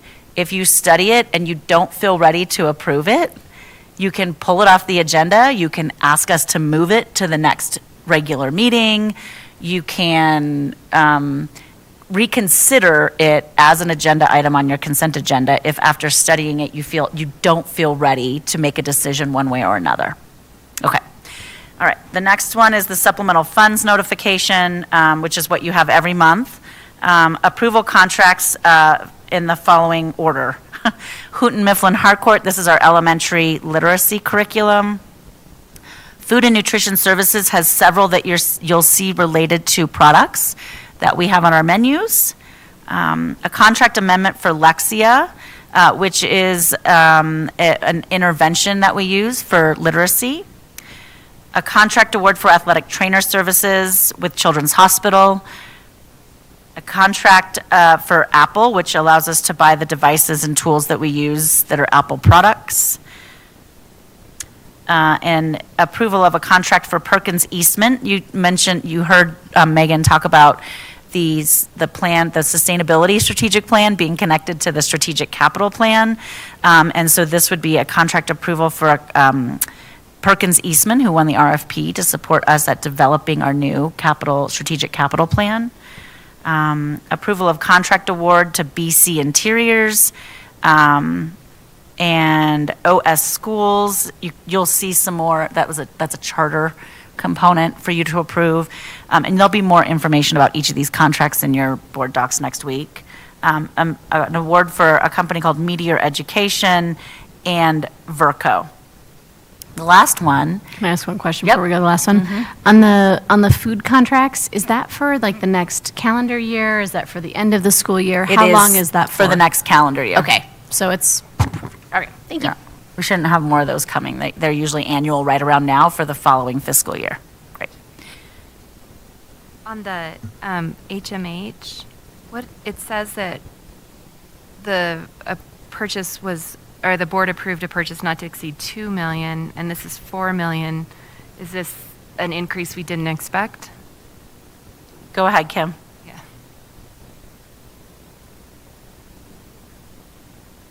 The original cohort 1 and 2 were a total of 2 million. Now that it's all 3 cohorts buying all of their materials going into next year, the total is 4 million. And I think this also includes some new resources related to secondary English language arts Yep. and middle level. Yeah, we do have some middle schools that have adopted the middle school version of HMH, so that's also in that total. And then on the award for the Perkins Eastman, is that cost $1 million, about $1 million? What's the time frame on that? Is that for like a year-long contract or? Yeah, Jeff can it's let a us. lot more than I would have expected. Yeah, the development of that plan is going to go through the winter of '26, and so a year and a half-ish. And I think one thing to remember with that process, we had hired an external owner's rep kind of service to kind of facilitate that whole process. And this pricing is in line with what they were expecting to see for the development of this for a district this size. Is it possible for us to see what they're proposing they're going to accomplish? I don't need it to vote on it. I'm curious what we're paying for. Just We're going to include the great. full contract, all of that information with the consent item, so you have access to that. Okay, and then my last question is, I think always in all of these were all expected costs. None of them, and I mean in all the categories. There's nothing here that is increasing any part of our budget. We're just so scrutinized for this right now. I want to just make sure none of this is new. Okay, and not just yours. I'm sorry, Mr. Gatlin, but yeah. Okay, thank you.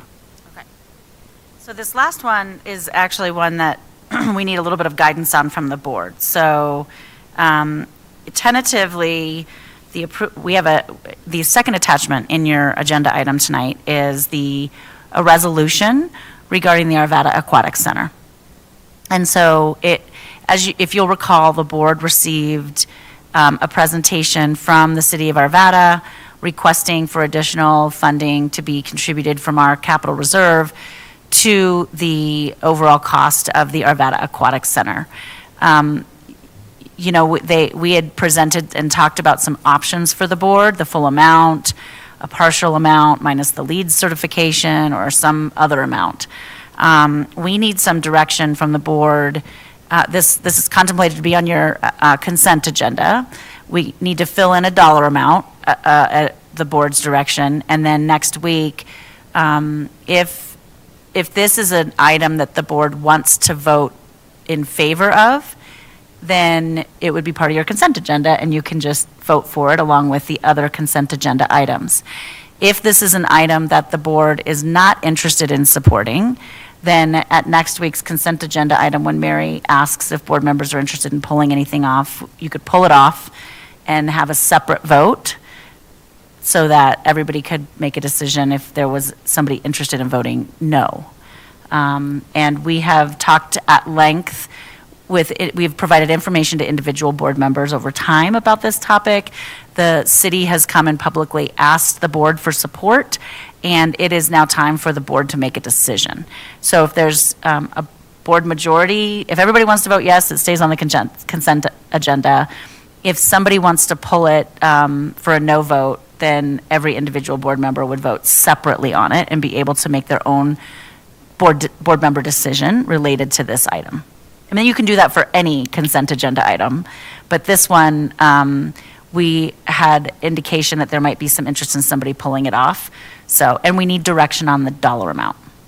Yeah, I was going to say, the draft right now has no dollar amount, so we couldn't leave it on the consent agenda with no dollar amount, because then Correct. it would, so I guess my question is, right now, would it be helpful to talk about a dollar amount at this moment? Sure, and in order to make that maybe a little bit easier for you all, as Jeff and I were, over the last months, as we've been sharing information with you all and having conversations through that information sharing, each of you has sort of, in those conversations, said, if we're going to contribute something, then we would be inclined to do so at the rate minus the LEEDS certification. That is what the majority of you have said to us would be your interest. So one suggestion is that we put that, Jeff, I don't have it in front of me, but we put that dollar amount, $3.5 million, into the resolution. We put it onto your consent agenda, and then if somebody wants to pull it for a no vote and discussion, then the board has the right to do that. Obviously, you have the right to do that on any agenda item that's on your consent, but this one might be one that we wanted to flag for you this week as a possibility that that might happen next week. Can we talk about it? I mean, I know this is the consent, but I'm really worried about our budget. All of our conversation tonight has this like dark cloud of, and there's positives, like we've definitely heard positive news, but I am incredibly concerned about money in our house right now with negotiations and costs and all of the things. And I just feel like I understand where the city of Arvada is at, and I feel for them because I know costs have gone up. But I have to be really honest with you all. I'm really concerned about putting money towards this when I'm also concerned about funding teacher salaries and not knowing where our revenue's coming in. And that's just where I'm at right now. I will echo that, too. I feel like we are in such a budget crunch right now that we can't afford to put anything more into the Arvada pool. I am in agreement with that. I realize that when you look at our total budget, that's not a very large amount, but we can nickel and dime ourselves. And there's already been a general feeling from many people that we overstepped what the district's role is. I don't necessarily agree with that either. I do think that it's great that we have this resource for all of our kids and, that it did a lot for equity. So I'm not saying that we shouldn't have been a partner in it, but I think we've partnered about as much as we can partner. I think I would be willing to contribute the additional $3.5 million to complete the project and move on. I am also concerned about our budget, and in this budget year, where it looks like we will be maintaining, at least with little to no harm and not any major reduction from the state, I think we can probably stomach it this year, but not anything further in the future. Can I add to that, though? Because we have an MSA, my understanding, I'm short, I can't see Ms. Tillison, that we are sharing. I mean, once there's a set amount of money, and once that money is gone for capital expenditures, we are sharing the cost. This wouldn't be the last amount of money we would share in that cost. We are committed partners to this long term. I just want to be clear about that. Sure. And that is going to exist whether or not we pay True. this additional money, right?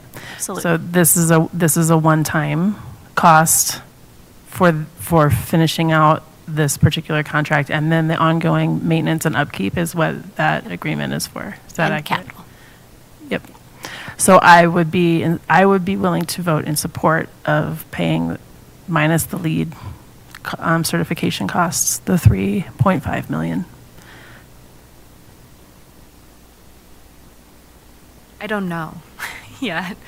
Is the 3.5 million, what is that again?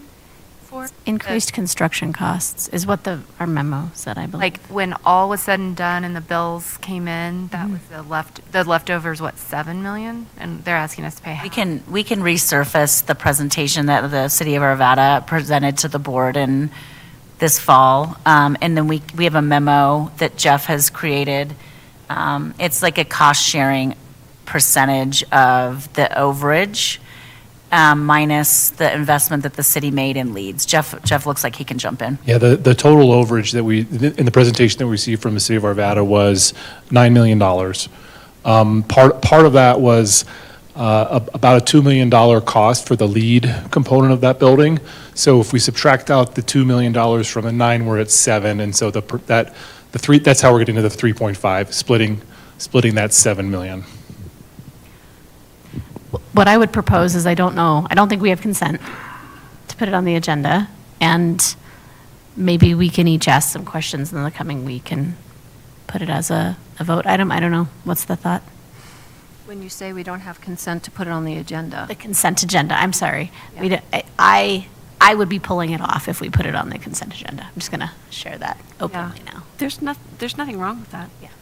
So if I think my recommendation process-wise, and Julie, jump in here if you see it differently or agree, but my recommendation would be that we put it on the consent agenda with a $3.5 million investment price point. And then if a board member wants to pull the agenda for discussion, the item for discussion and a separate vote, somebody can do that, whoever might want to.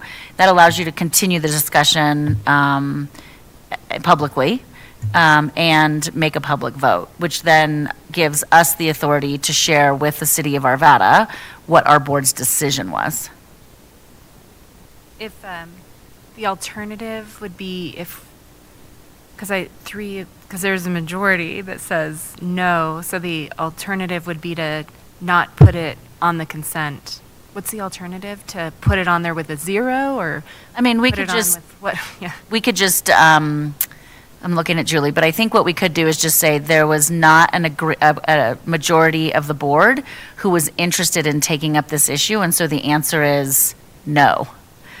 What that doesn't do is allow each of you to make your own statement about why you would or would not support this, which is often beneficial for board members to do in their public meeting. And Julie looks like she wants to jump in. My recommendation, based on what I'm hearing, is that you just list it as an action item.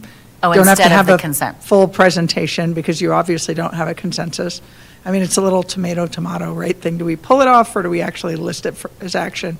You're going to the same place, but that way, rather than saying we don't have permission to put it on the agenda, so we're not taking action, is difficult, because the request could come back, all the things like you guys undertake a vote, you have a decision, and we know where we are. Having the board's decision documented publicly with a vote allows us to very clearly communicate with the city one way or another what the board and the district are willing to do.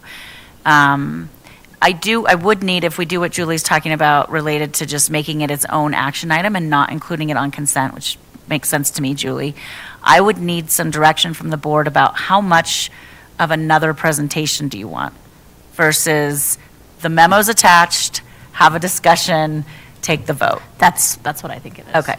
Is that how, okay, that's helpful, because I just want to make sure we're prepared for whatever the board's expectations are for that agenda item. This also gives, again, constituents a chance to write in if they want to. Can I just ask for clarification? Should we put 3.5 million in the amount? Okay, thank you.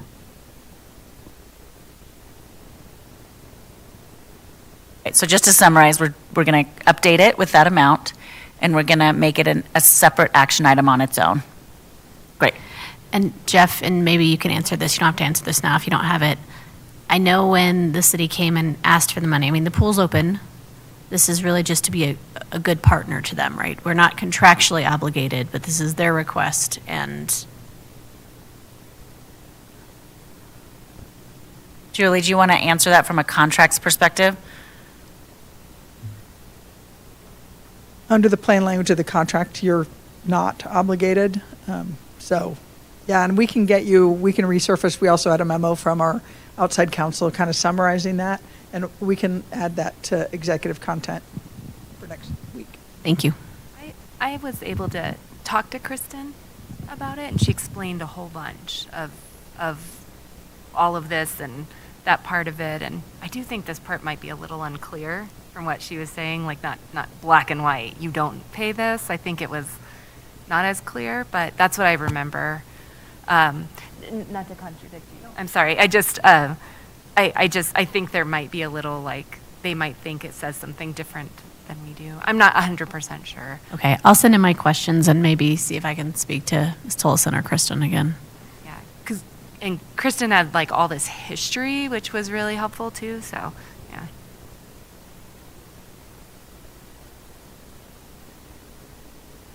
That is helpful direction. Thank you. All right, now back to your agendas. In addition to those consent agenda items, let me find my, you will also be, on your regular meeting next week, you'll have a tentative executive session. We're still making decisions about that. I'm not sure we're going to need it. Julie and I will connect with Mary on that and let you guys know. 20-minute dedicated public comment for negotiations, and then regular public comment as well. You will see the 25-26 budget development school and departmental allocations, which is another step in the process to get to a budget approval by the end of June. And then monitoring report 1.4. We will study, and if you feel good about it, it'll be on the consent agenda. If you want to ask us to remove it from consent before you take action on the consent, we can do that too.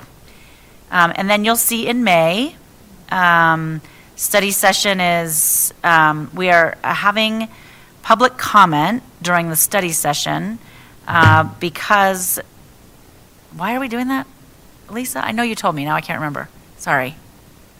Just because of the timing of your board meetings in this month is why typically, your meetings are the first Wednesday and second Thursday.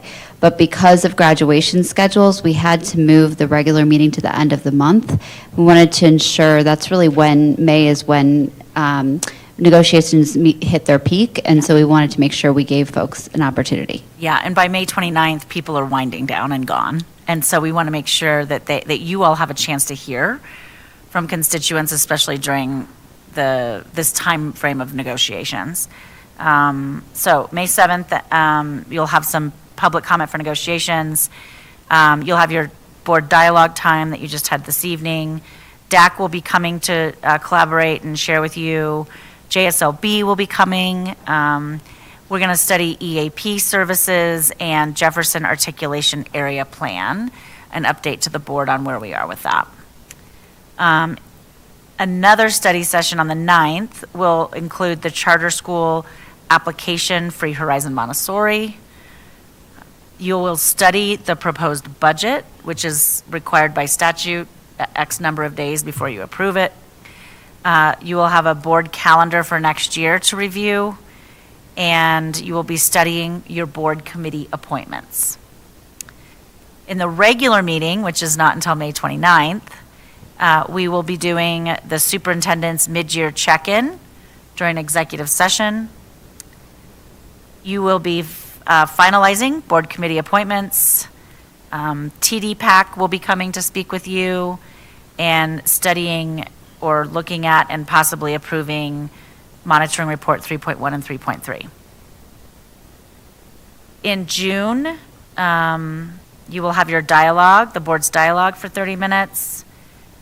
You will be presented a budget for adoption. You'll be studying it early June. EL 11, which is school safety and safe and secure environments. and your monitoring reports 2.2 and 2.6. And then in the regular meeting, we'll do a legislative recap. Hopefully, things have settled down and we have some clarity and some answers from Ed. We will be presenting the cell phone research report because we've had these pilots around cell phone usage in schools. Excited about that, actually, as a mom and superintendent. You'll be looking at the Q3 financials for 24-25, where we'll have even a more clear picture about the estimated use of fund balance this year with our budget expenditures. You will adopt and appropriate the 25-26 budget, and we will have CAC joining to engage with you as well. And that will be the end of the 24-25 school year for the board's business. All right. Any comments, questions? Yep. I've received a few emails about alternative education centers, and I'm wondering if we need any information on that or. Yeah, you're actually going to be receiving information, quite a bit of information, in 1.4 related to AECs. So that's helpful. Yep. Yep. Thank you. Yep. And we're happy to engage in that conversation next week. Okay, great.